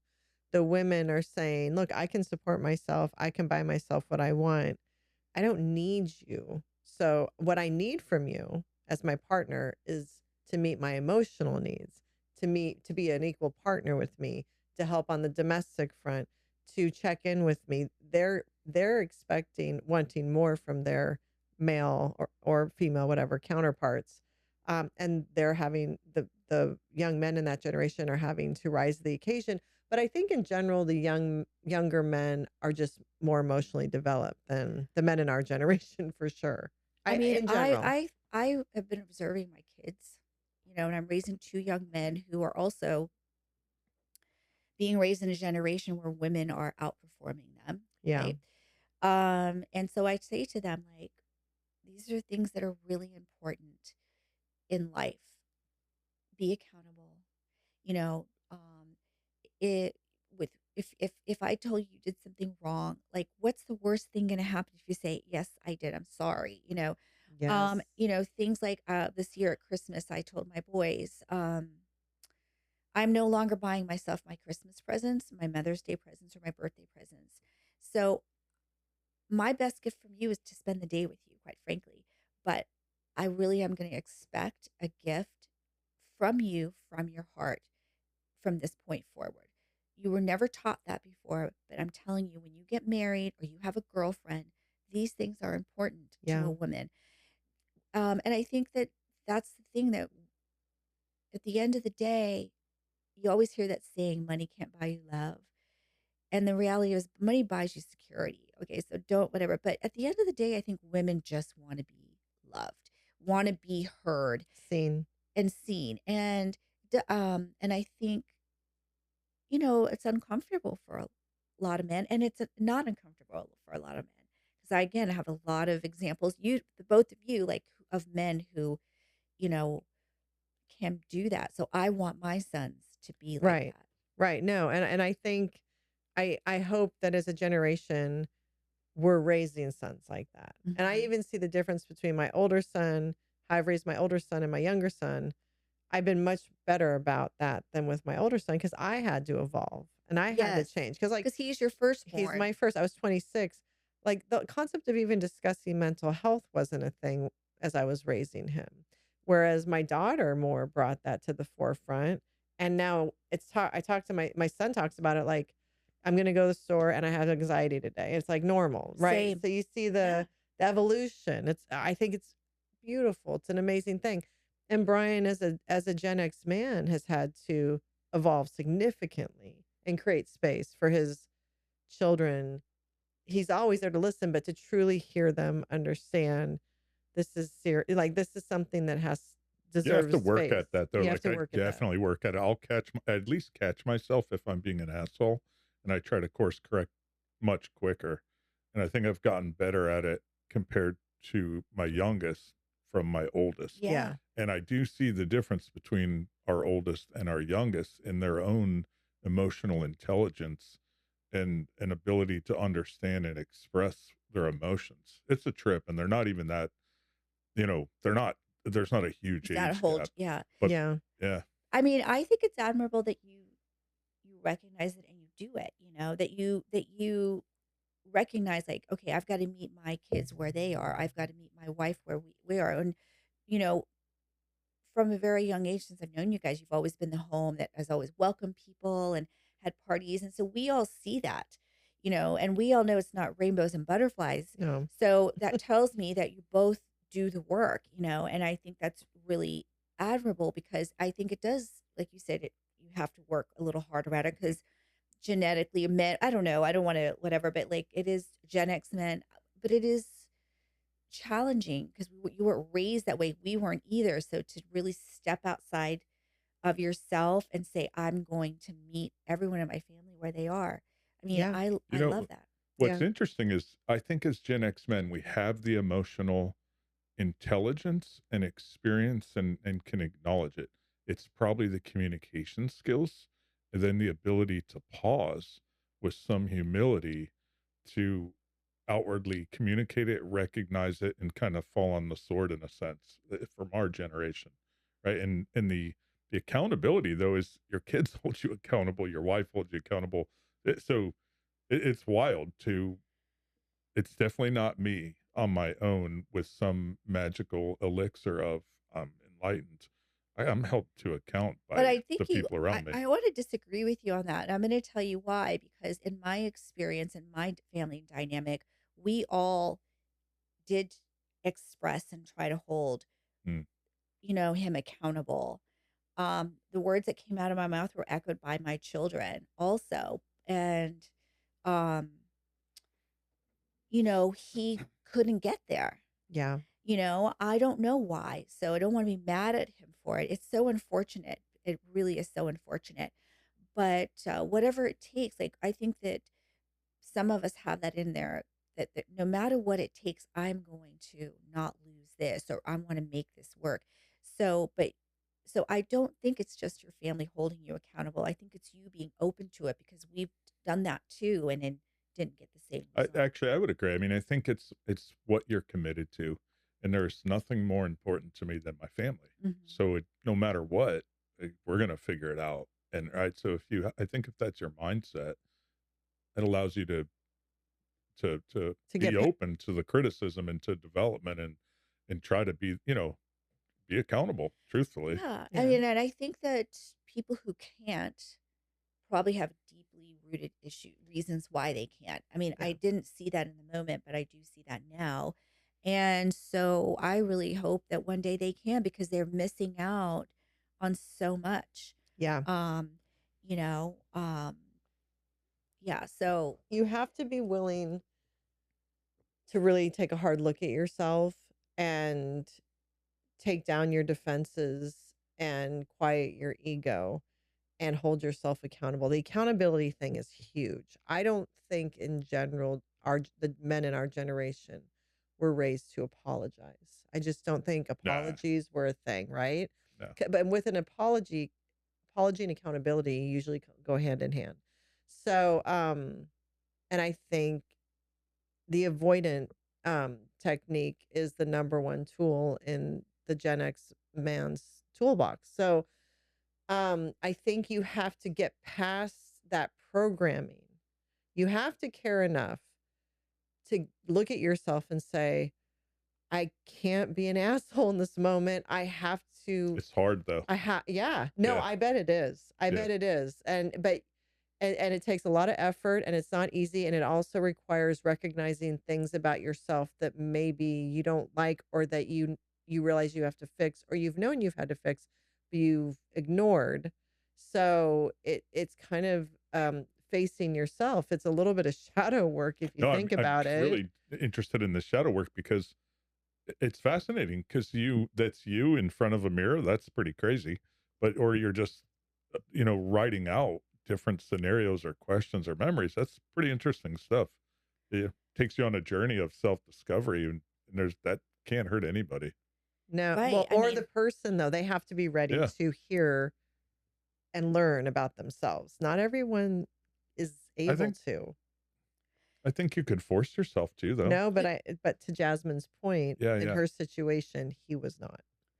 I don't think he, like, yes. And I don't like, I really, I don't understand it. So, but I was reluctant too. Like, I honestly thought that every ex relationship I had was the other person's fault, So when I did this shadow work and I started, I'm like, oh my gosh, and I'm going to tell you an interesting thing. Out of the last two relationships I've had, one is no longer with us, and the other one is like in assisted living and like Mm, had strokes, so they're not well. So mm. now I feel like this guilt, because they both that's a whole other story. Never mind. But anyways, I had to like apologize to them in my thing, like, and Yeah, I look at myself in the mirror and own, like, guess what? You did this and you did that. And then I didn't even really remember that. Like, I didn't, like, in my story about those relationships was very different than when I started doing this work and digging around. And like the corniest thing is listening to songs that were when I was dating that person or whatever. Like, I'm like, holy shit, I this is what I did. yeah. Um, how do I forget about all that? You know, Right. because I was in that get over things quickly. I wasn't in self reflect, like whatever. We don't do that. Our Yeah. generation, Yeah. Right. Yeah. you know? Yeah. So I had to unpack that and I was like, holy cow. And then I cried over those because I felt guilty because of the things that I did or didn't do or didn't show up for. So back to your point, it is that the whole shadow work thing. I'm going to share the book that I bought. It's like 10.99 on Amazon. Yeah. And, you know, some days I would spend an hour, some 20 minutes, but it's this whole sequence that you just follow. And I don't know if it's random or whether sometimes it seems random, but just brought up so many different things. We'll Yeah. include the link to it in our show notes for sure. But I think I think it would be amazing. And I know you said, you were reluctant to it, but I think as women, even if we're reluctant, we're still going to do the thing typically. But I think it would be amazing if more men in our generation would really make that effort to do that, because I think more marriages would be saved. They wouldn't be as lonely, because a lot of these guys, I mean, come on, they're going to go into their elderly years alone. It's just how it is. I I really do think that. I think they're going to look for another woman to take care of them, 100%. but women are wising up. And a lot of women in our generation are like, I'm not signing up for that. I know that. And the younger girls, they're not buying into that crap a lot of times because they're making their own money. Like, there isn't as much of that sugar daddy stuff going on anymore because they don't need that, if that makes sense. So a lot of these guys are going to be alone. And I think and I hear a lot on social media, like guys saying, oh, you women are going to be alone. But I think what they don't get is the women are alone are okay with being alone. Like, that's not a Yeah. punishment for us. I just saw this meme that said if women don't start, sorry, Brian, this is not like, but it's a meme. It says if women don't start lowering their standards, they're going to have to live in their spotless homes, Yeah. go on their girls' trips, have coffee dates, all on their own. Yeah. But the funny thing is, um, my kids are like, Mom, are you going to start dating? Mm, And I was like, no. And they're like, but I go, well, in this moment, the idea of dating, like, no, I'm dating myself. I said, I'm going to try to explain this to them. And I said to them, but I just want you to be prepared that your dad will probably start dating because that's kind of what men do. I mean, no matter what age you are, yeah. the girls go and do their thing and the guys go out. That's just how ever. And they were like, Mom, there is no way. My older son says, I mean, if dad ever got a girlfriend, I don't know if that would last because, he's not very attentive. This is my older son. So I'm like, well, listen, don't judge. He's probably going to date or whatever. And, you know, I mean, I've heard that he is. So it's just so interesting. And Yeah. on the truth, like the God's honest truth, I don't feel anything about it because I'm not trying to throw him under, but like he hasn't changed. Right. Right? He hasn't done the work to change. So, I think it's sad that you would rather go out and try to find someone to date versus work on your marriage. Yeah. I mean, it's disappointing, but I don't feel offended by it, but it's just like I feel bad for you. And in a way, for these guys, for the woman who, if she decides to stay with this guy, she's now taking on all that baggage. She's going to go through the same thing, So it's almost like, okay, good luck, because he hasn't changed. He hasn't done the work in those situations. So Yeah. there isn't necessarily going to be that happily ever after ending for anyone, Right. But don't you think don't you think it is strange that you could put the effort in to do the things that your wife needed, but instead you got divorced and then you're going to go try to do it with like, you know what I mean? Like, Yeah, but that's because with dating, it's temporary, right? They can put in yeah, that temporary effort. They have enough energy for that, but only goes so deep. right. The expectations only go the so roles are far. different too, though. Yeah, it's like they only have to do the bare minimum. The bar is so low and they can keep dating. Yeah. But with a marriage, Yeah, that's true. there's a lot more to it, Well, I right? think, When yeah, she no, says, but I I mean, think, what's the male perspective on that? yeah, no, I can't imagine dating. But when you're in a marriage, the danger of marriage is you fall into roles. And if you fall into those roles, you start to get those disconnections. And I think that's what happens a lot of times. But it's It's got to be easier to date because you probably don't give a shit. You're after a couple things, and that's it. So you don't. It just doesn't matter. It's not commitment. Mm-hmm. men are also sex driven. They really are. Like that's their number one thing. Mm-hmm. Like even in a marriage. Like, well, I mean, in a marriage, there's so many levels, but that's still very prominent. But if they're dating, That's why you're dating. guaranteed that's why you're Yeah, yeah, dating. It's that's yeah, it. And there doesn't have to be anything else yeah. given. And on the flip side of that, I will say, like, I have a group of friends that, that I've told you about that never got married. Right. They're all very high level executives and whatever they do. And they're like, we don't even know women that are looking for men, but they got to a point in their life where they miss, they don't feel like they missed the boat, but from they chose their careers and Right. whatever. And then none of them regret having not gotten married but one of the things I was saying to them is like, okay, I know for sure I'm never going to live with another man. I know for sure. I mean, my dogs sleep in my bed. So, like, Yeah. I said, so I don't need a man financially. I don't want to have kids. Right. Right. So, like, at this point, what I'm looking for, what a woman my age is looking for is a companion. Yeah. And also sex, because women also want to have sex Yeah. too. Yeah. Right. But you're looking for someone to really, at this point, complement your life. So I really don't have any expectations of you. I mean, I wouldn't date somebody that I didn't like, that wasn't on the same financial level as me. I mean, I don't want to take care of somebody Right. else, but like, we don't need at this point, I don't need as much from a man as I did 20 years ago. Right. Right. Right. So you're really looking for a companion, somebody to go skiing with, somebody to go have, who's a foodie, go, like whatever you like to do. Those are things that you're looking for. So we are also looking for the same things men are now and dating, because we don't want anything else. True. True. And so but I think even with that companion stuff, there's still some connection, right? There's connection I mean, you through have to doing have things connection. together, right? But I mean, So, there's no like,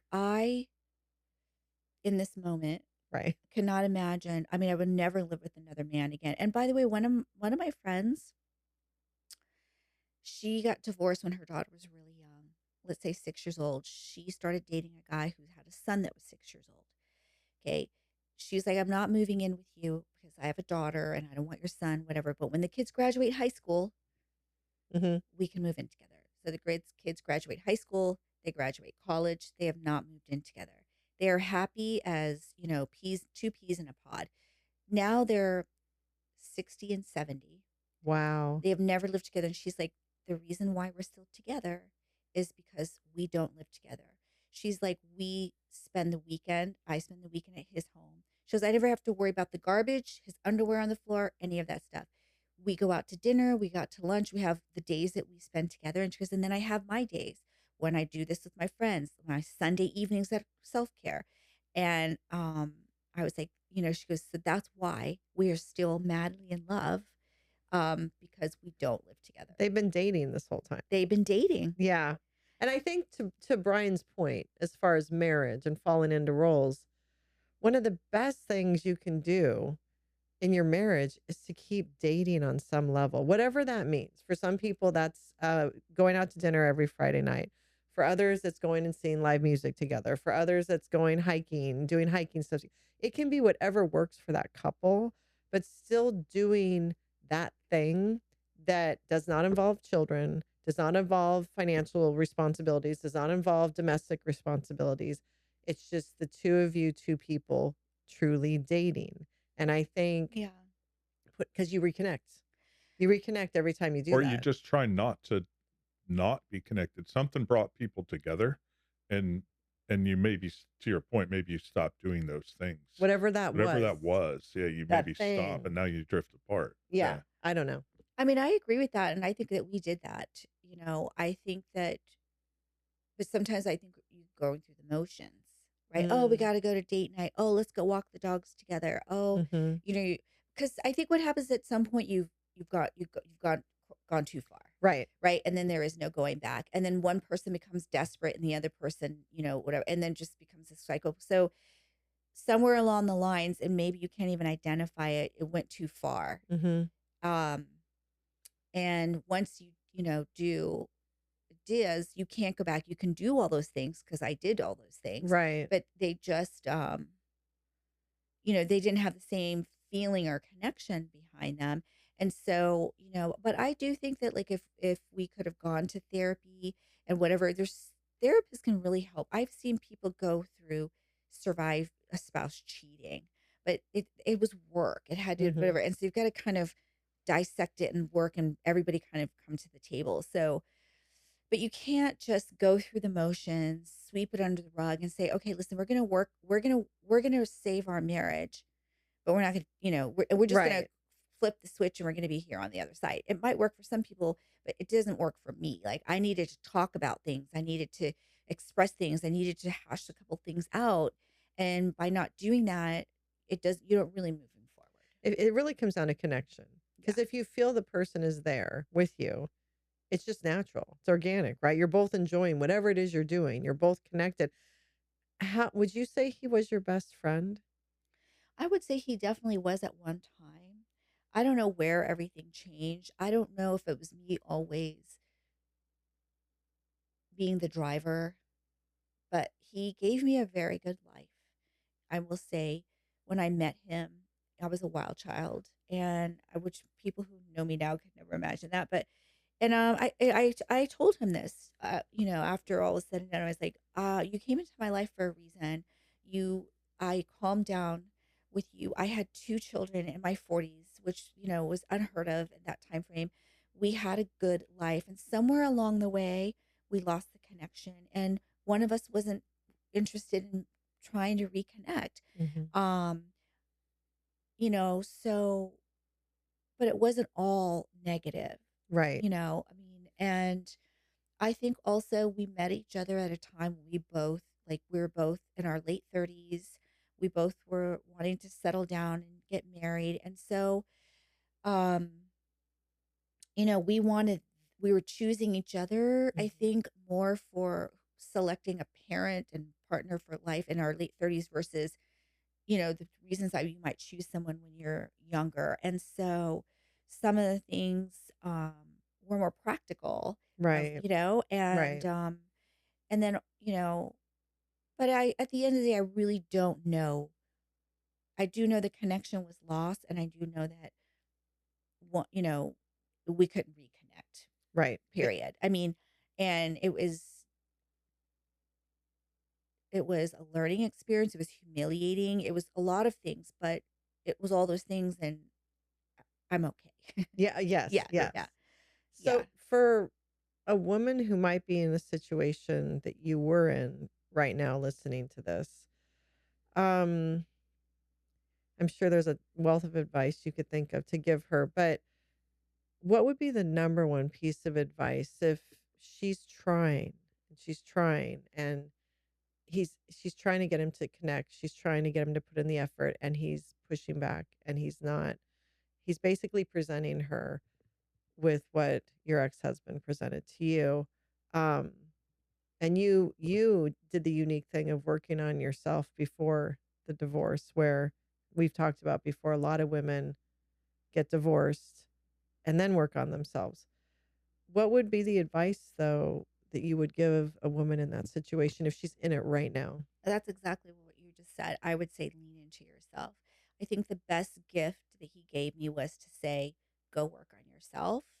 Um, because I just went and worked on myself and I discovered a lot of things. And maybe you'll end up, if there are things that you need to work on that you could bring to the table that would help out, or maybe it strengthens you. I don't know what each person's result will be, but I think you can't control other people. You can't make them feel what they don't feel or make them meet you where you want. And so if you were at a crossroads, like in your marriage or anywhere in life, I think for the best advice I would give anyone is to lean into yourself.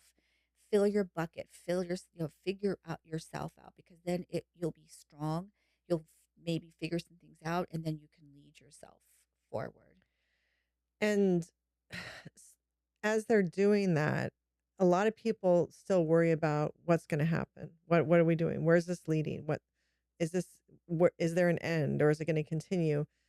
Should they not think about the timing? Because I know for you it was 6 months, right? That just was the arbitrary number where you were like, okay, I'm done. Is that a very personal thing of lean into yourself, work on yourself, and that progresses, the answer to if this is going to work or not will just present itself at some I point? think it's going to be different for everyone.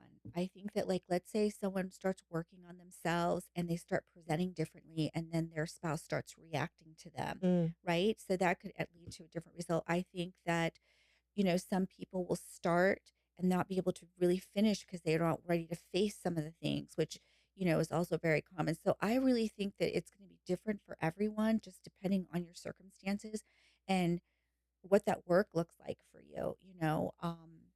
I don't like, because you like other people will, like, they say a lot, like when you start becoming the change, that other people start responding to you. So mhm. potentially, if you start working on yourself and you start, let's say that you are complaining about everything all the time, and now you start like, why am I constantly complaining about things?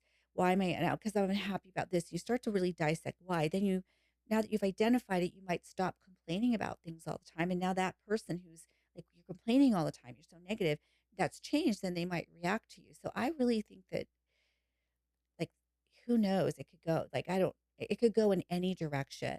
But lean into yourself, focus on yourself, and what is supposed to be will be, Yes. whichever it's going to Whatever happen. will, yeah, Yeah. you'll see the light. Other, like, things will start to evolve and open up, because instead of focusing on the situation and and the other person and what they're doing or not doing, you're taking control of you. So, like, okay, like, even if, like, let's say the person cheated on you, and that's, I mean, you hear about that a lot. Mhm.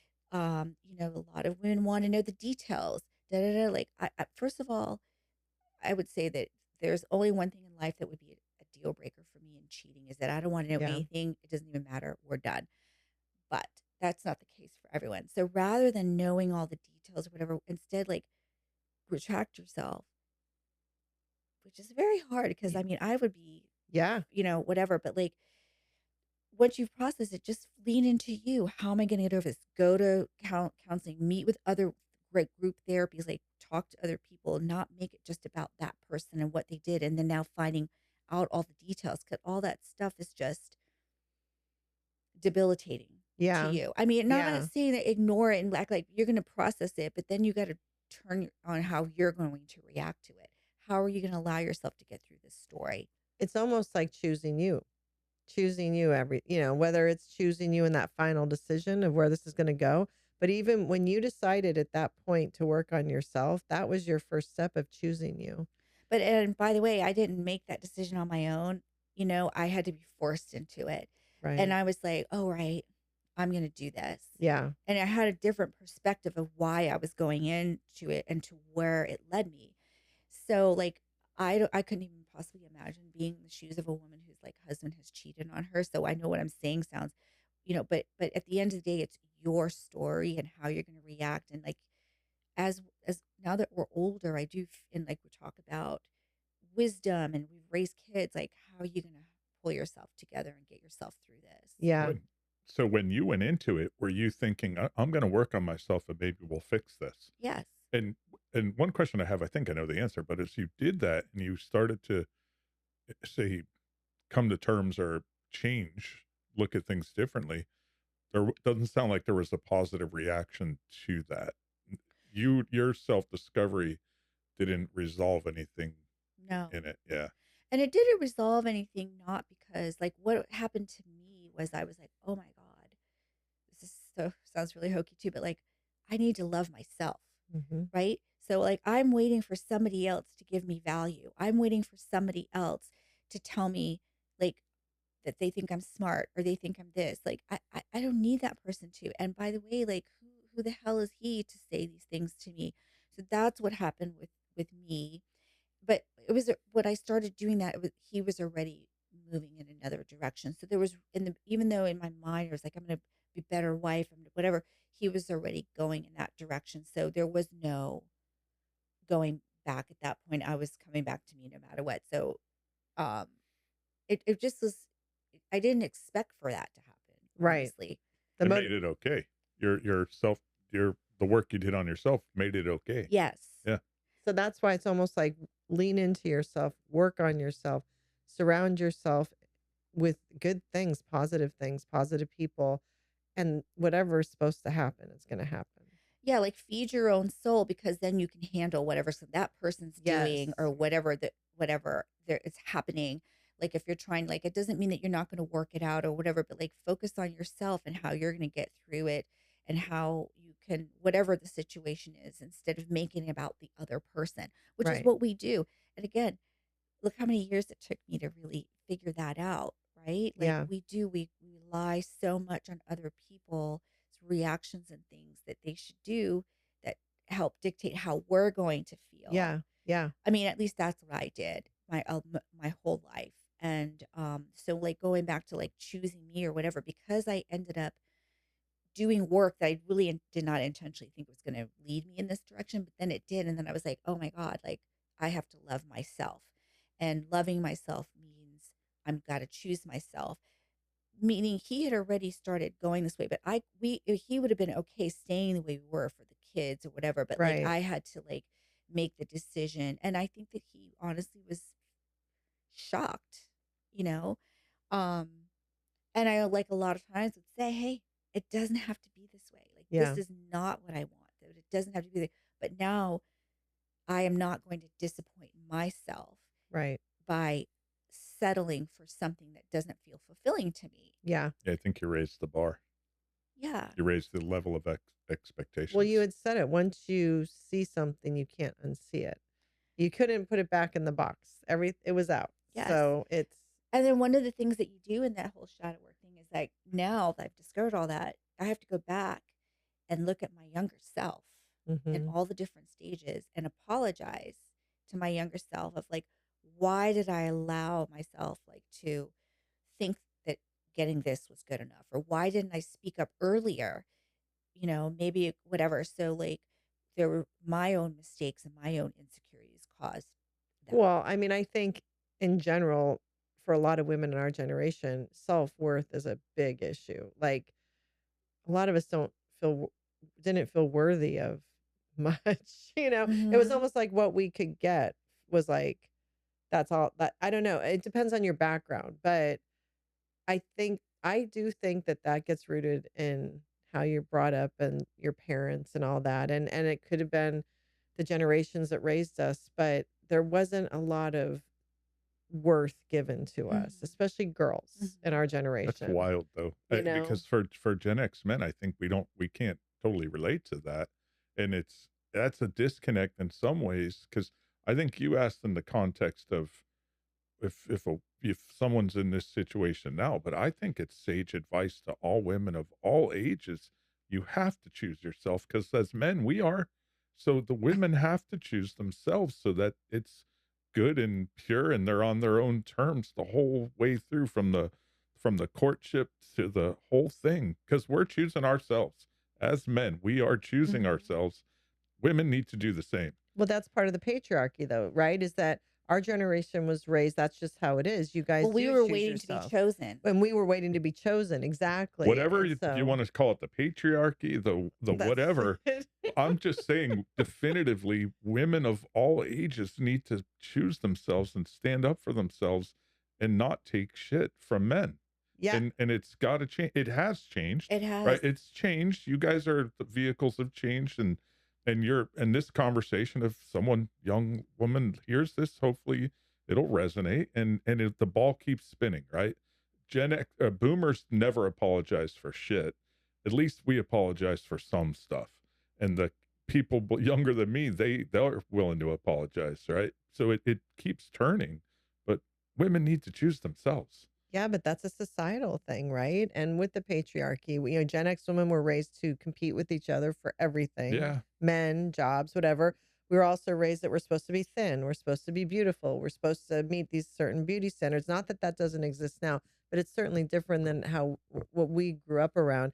And like Jasmine just said, we were raised to be chosen, not to do the choosing, and to not choose ourselves. That was never even Not a not a concept. concept where you guys, it's just assumed.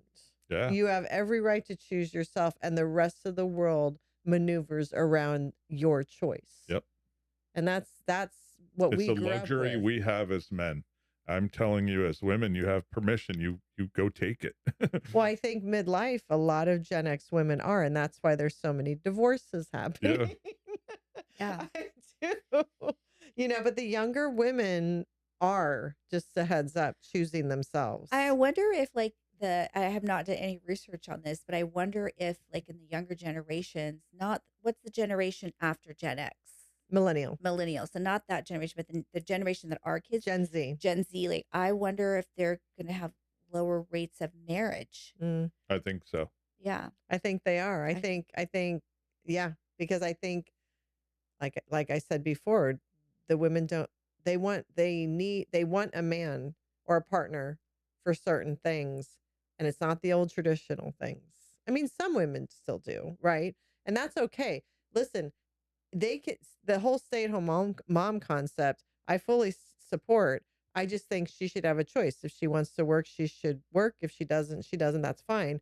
But that doesn't mean you're giving up your choosing yourself. Like, even for moms who stay home, they still have a right to expect for their partner to help on the domestic front. It doesn't mean that she's responsible for everything 24/7. I saw this creator saying, with men who say, well, I go to work, he's like, you would have gone to work anyways. You have to go to work, even if you were single, to pay your rent and electricity. What you're doing, you'd be doing anyways. So good job. You're doing the thing that you're doing, but you still need to help with all this other stuff that you've created with your partner. Like, you can't use that as a scapegoat that I have to work, because you would have been, that's just would have been part of your life, if that makes sense. And it did. It made such sense to me. But I think the younger You generations know, are flipping that, especially the young women. They're like, we're both working, or even if I'm home and you're working, when you come home, you you still need to help around here. It's not all on me. I was just going to say, we been to a couple. We went to a Gen Z wedding in October, and we know some of our Mhm. oldest, his friends have gotten married. Mhm. Some of them are starting to have kids. Yeah. So it's not a lost cause or anything like that. But I don't know statistically what it looks like, but it's happening. But it's a You know, different partnership. I've observed that. yeah. Yeah. They're partners. And I feel like probably like my son Gavin, he is very traditional. He was raised and went to Catholic school, so he has a lot more conservative. So he still looks at like he's like, I'm gonna have my kids when I'm in my excuse me, early 20s, because I know you're older and I want to make sure you're around. Oh, Excuse do me. you want to get a drink? Was was that a compliment or an affection? Right. I think I'm going to take it as a compliment that he I wanted me wish to meet my his kids. kids felt that way. Let's get going here. Sorry about that. That's hilarious. Come on, No, I kids. definitely think in the younger generation, in fact, I think in the younger generation, there actually are a lot of conservative kids too. And people assume that all the younger generations are more on the liberal side, but there's a whole conservative movement in Mhm. the younger generation. So, and I think they're certainly going to get married Well, and have things children. move fast, right? And the pendulum switched to pure chaos in terms of traditional roles versus it's just chaos. And I'm not saying it's good, bad, or indifferent, but it's a lot and it's fast. And to your point, I think some of the younger kids are like, "Whoa, what happened? Let's get That's back not to this a little yeah, bit more that's not what my traditional. parents did or my grandparents did." And what happened? But I think it's a mix of both is the perfect combo. You bring some traditional in with modern, and With just well, yeah, the traditional with just the pure acceptance of everything that's evolved in the last 15, 20 years. yeah. People's choices, their orientations, who cares? And so they have that level of acceptance that we didn't have. I'm Yeah. excited to see their generation take off and what they're going to do. So, for your next steps right now, you're focusing on the destruction of the new house so you can rebuild it, Yes, which it's is very yes. exciting. Yeah. And then do you work is it 5 days a week or Yeah. So I just went from being a consultant to like a full-time employee and with the same company, and I'm a special projects manager. So what they have like a lot of different special projects mm, that they want me to work on outside of HR. mhm, Um so I do work 5 days a week, but I don't need to go into the office 5 days a week. So I can mm, work remotely. And yeah, that's what the next, yeah. by the end of this year, I really like it would have been a year since I've moved out of our family home. And I feel like there should be a little more stability Mhm. in terms of like my living situation, the house being renovated, Gavin being, just everything kind of settling. Yes. It's been a bit of a, crazy You'll ride. spend Christmas in your new home. Yes, This yes. that's all yours. Yeah, so like my older son's struggling a lot with the divorce and just a lot of different things. He's like, I don't have a family home. And I was like, you do have a family home. Like, by the way, we moved every 2 years, so we didn't really have a I was family going to home. say you guys moved a lot. Yes. And I said, but I bought a 3-bedroom house. So no matter whether you come and stay, you and your wife come and stay, you and your kids, there's always a room for each of you. Mhm. And, like I can have holidays and stuff. And like this past November for Thanksgiving, my older son is not doing traditional holidays, at least last year, because he didn't want to do them with anyone in the family. He just wanted to get away because he felt conflicted Mhm. going with my ex to his family's and then having to choose. And I said to my kids, if you ever get to the point where you feel like you have to choose, just choose your dad because it doesn't hurt it really does, but I just choose your dad because I have a very fulfilling life. I have friends. I have, if I had to want to go to my family, but I just choose your dad. Don't ever get in a position like, should I choose mom? Just choose your dad. I'm okay with that. So on Thanksgiving, my younger son went to my ex's for Thanksgiving. Usually well, that's a whole other story. So all of my single girlfriends and the dad, I cooked Thanksgiving dinner at their home and everybody brought a dish, but I did the turkey and whatever. And I was like, I love this. And so now every year we're doing singles Thanksgiving. Gavin, you're invited and whenever you want, and you can go with your dad if you want. And I was like, this is the best Thanksgiving I've had in years because I didn't have to deal with family drama with my ex's side of family. They would always get into fights of who's having it, what do you make? And it was never up to me. They just, whatever they said goes. Right. And I was like, gosh, this just feels so refreshing. Yeah. And then for Christmas, it was the same thing. Like we always do Christmas Eve with them. And I said, just bring them home by Christmas morning. If you don't have anywhere to go on Christmas morning, you're welcome to come here because I'm doing my traditional Christmas breakfast. And I'm like, gosh, it feels so good that I don't have to go down there because it was so anxiety ridden. It was so stressful because, um, just the whole family dynamic stuff. The whole experience is just so liberating. Yeah. It's amazing. Like Yeah. it truly is. You're just dropping trauma weight left and right. And I'm so happy that these first two holidays, especially because that was during that hard time Yes, for it was. you. It was. I So mean, I'm so like, happy yeah. just those there. I would have thought those would have been pretty rough. So the fact that those went over well, every holiday is just going to continue to get better. And I think that's so awesome that you're doing singles Thanksgiving. That Yeah, sounds like and I fun. have, like, the next older generation. I think that the part of the reason why the holidays and all that stuff actually end up being easier than I thought is because 'cause I've been doing them alone for a long time too, like, Mm, putting my own gifts, orchestrating all the stuff, yeah, you don't realize you do. I did a lot of things alone. So, some of it is sad, but none yeah, of it is difficult. right. That makes sense. So one last question I want to ask you is I know you're not dating and you're not interested in dating right now. But I know you also are social and you go Yes. out, and are out there. Yeah.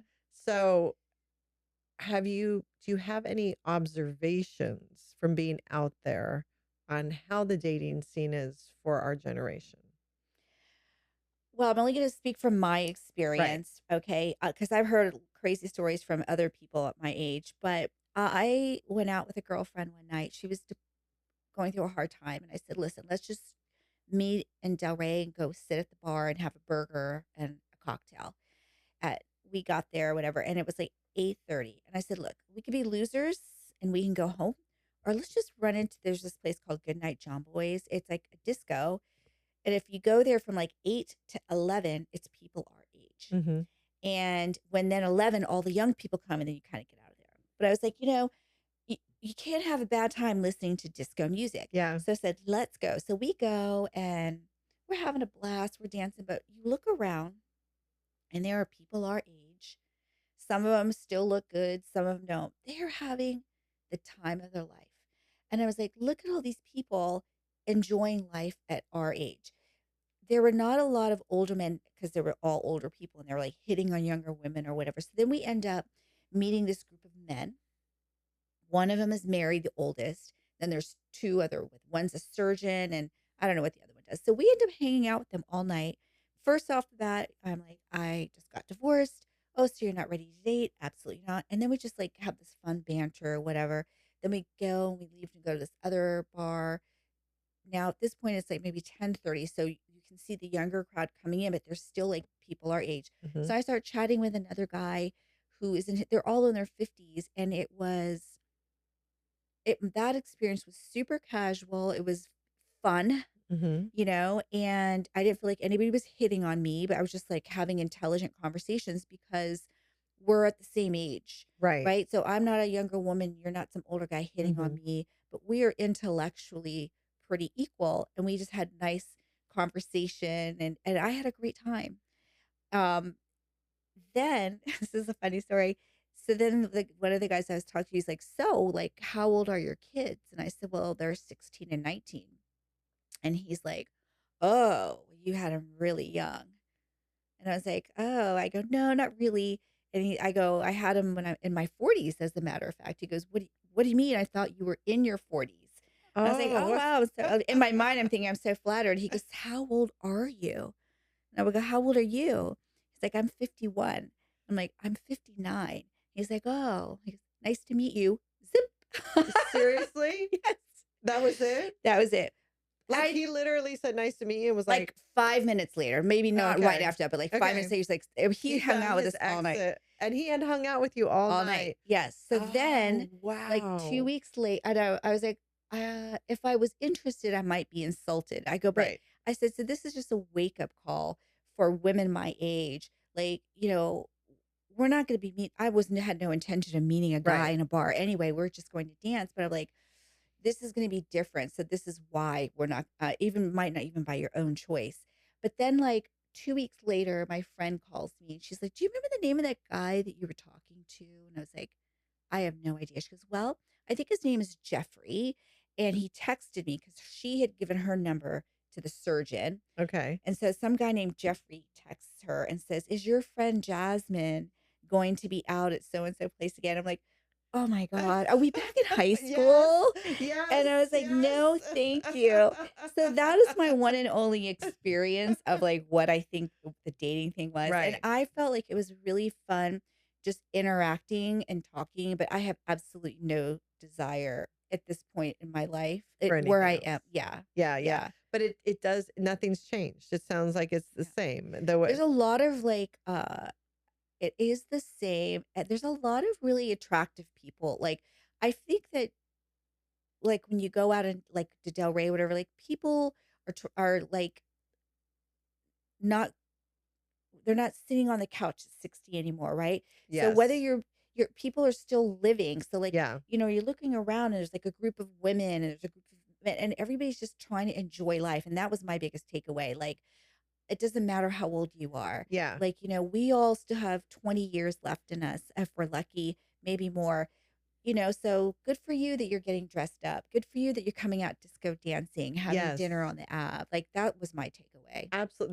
That's awesome. And I always say this. I think Gen X is redefining aging Yeah, I and agree with we're you. still living. We're living and we're thriving and we're going out and doing the things. And Yeah. I actually love to hear that was your takeaway from that, was that a lot of us are still taking care of ourselves Hmm. and not, being unhealthy. And so that's encouraging. Yeah. I'm glad to hear that. Yeah, it was fun.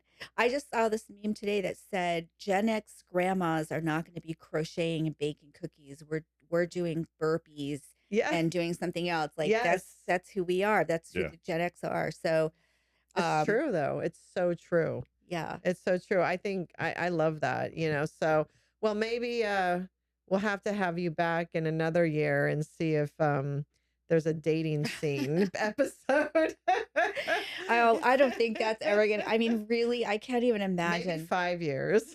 Well, 5 years, I'm gonna be too old. No, Maybe I don't know. the No. villages. Yeah, Yeah. right. Oh my gosh, like I will say that I've had a lot of love in my life. I've had a lot of relationships.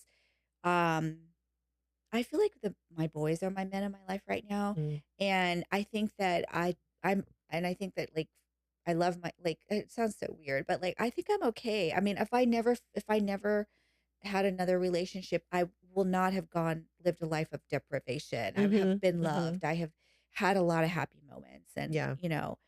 I just surrender to like I don't want to look for anything Yeah. anymore. No, I think it's on your terms. That's the new theme. You chose you, and going forward, all these things have been on your terms, and I think that's a beautiful thing. And if you choose to date again or find a companion, it'll also be on your terms, your new terms, as Yeah. your new whole authentic self. So, Yeah, and you know, going back to what we said, our terms are different now yeah, too. Not yeah, not like what our expectations are, but we don't need someone to take care of us financially. We don't want to have children because whatever. So like that is I don't even know what that looks like, yeah. anymore. But oh my gosh, if I was here in a year dating, I will call you and tell you and make sure we have an episode. But I don't foresee that happening. You'll just have to keep us posted if there's a big change like that. You'll have to I come and will. revisit. Yeah. So, Well, thank you so much for like letting me come back and tell my mm, story. I didn't realize this gets so emotional, but I do feel like there are a lot of women and men, but like people struggling midlife. And I feel like I did go through a lot of painful stuff that you need to go through work, on yeah, yourself. But I feel really optimistic and there is a midlife and I didn't feel ageism when I was started looking for a job. Like there's a lot of positive things out there, and if you just keep moving forward and choosing yourself, everything will fall into place. I feel like, you know, no, I think it's important for other women to hear stories like yours, to not only be inspired, but to be motivated to keep going and to see it will be okay. yeah, It might be very painful right now. It may feel like it's the end of the world. You may not be able to see any light. It may be totally dark. But like you just said, you just need to keep going.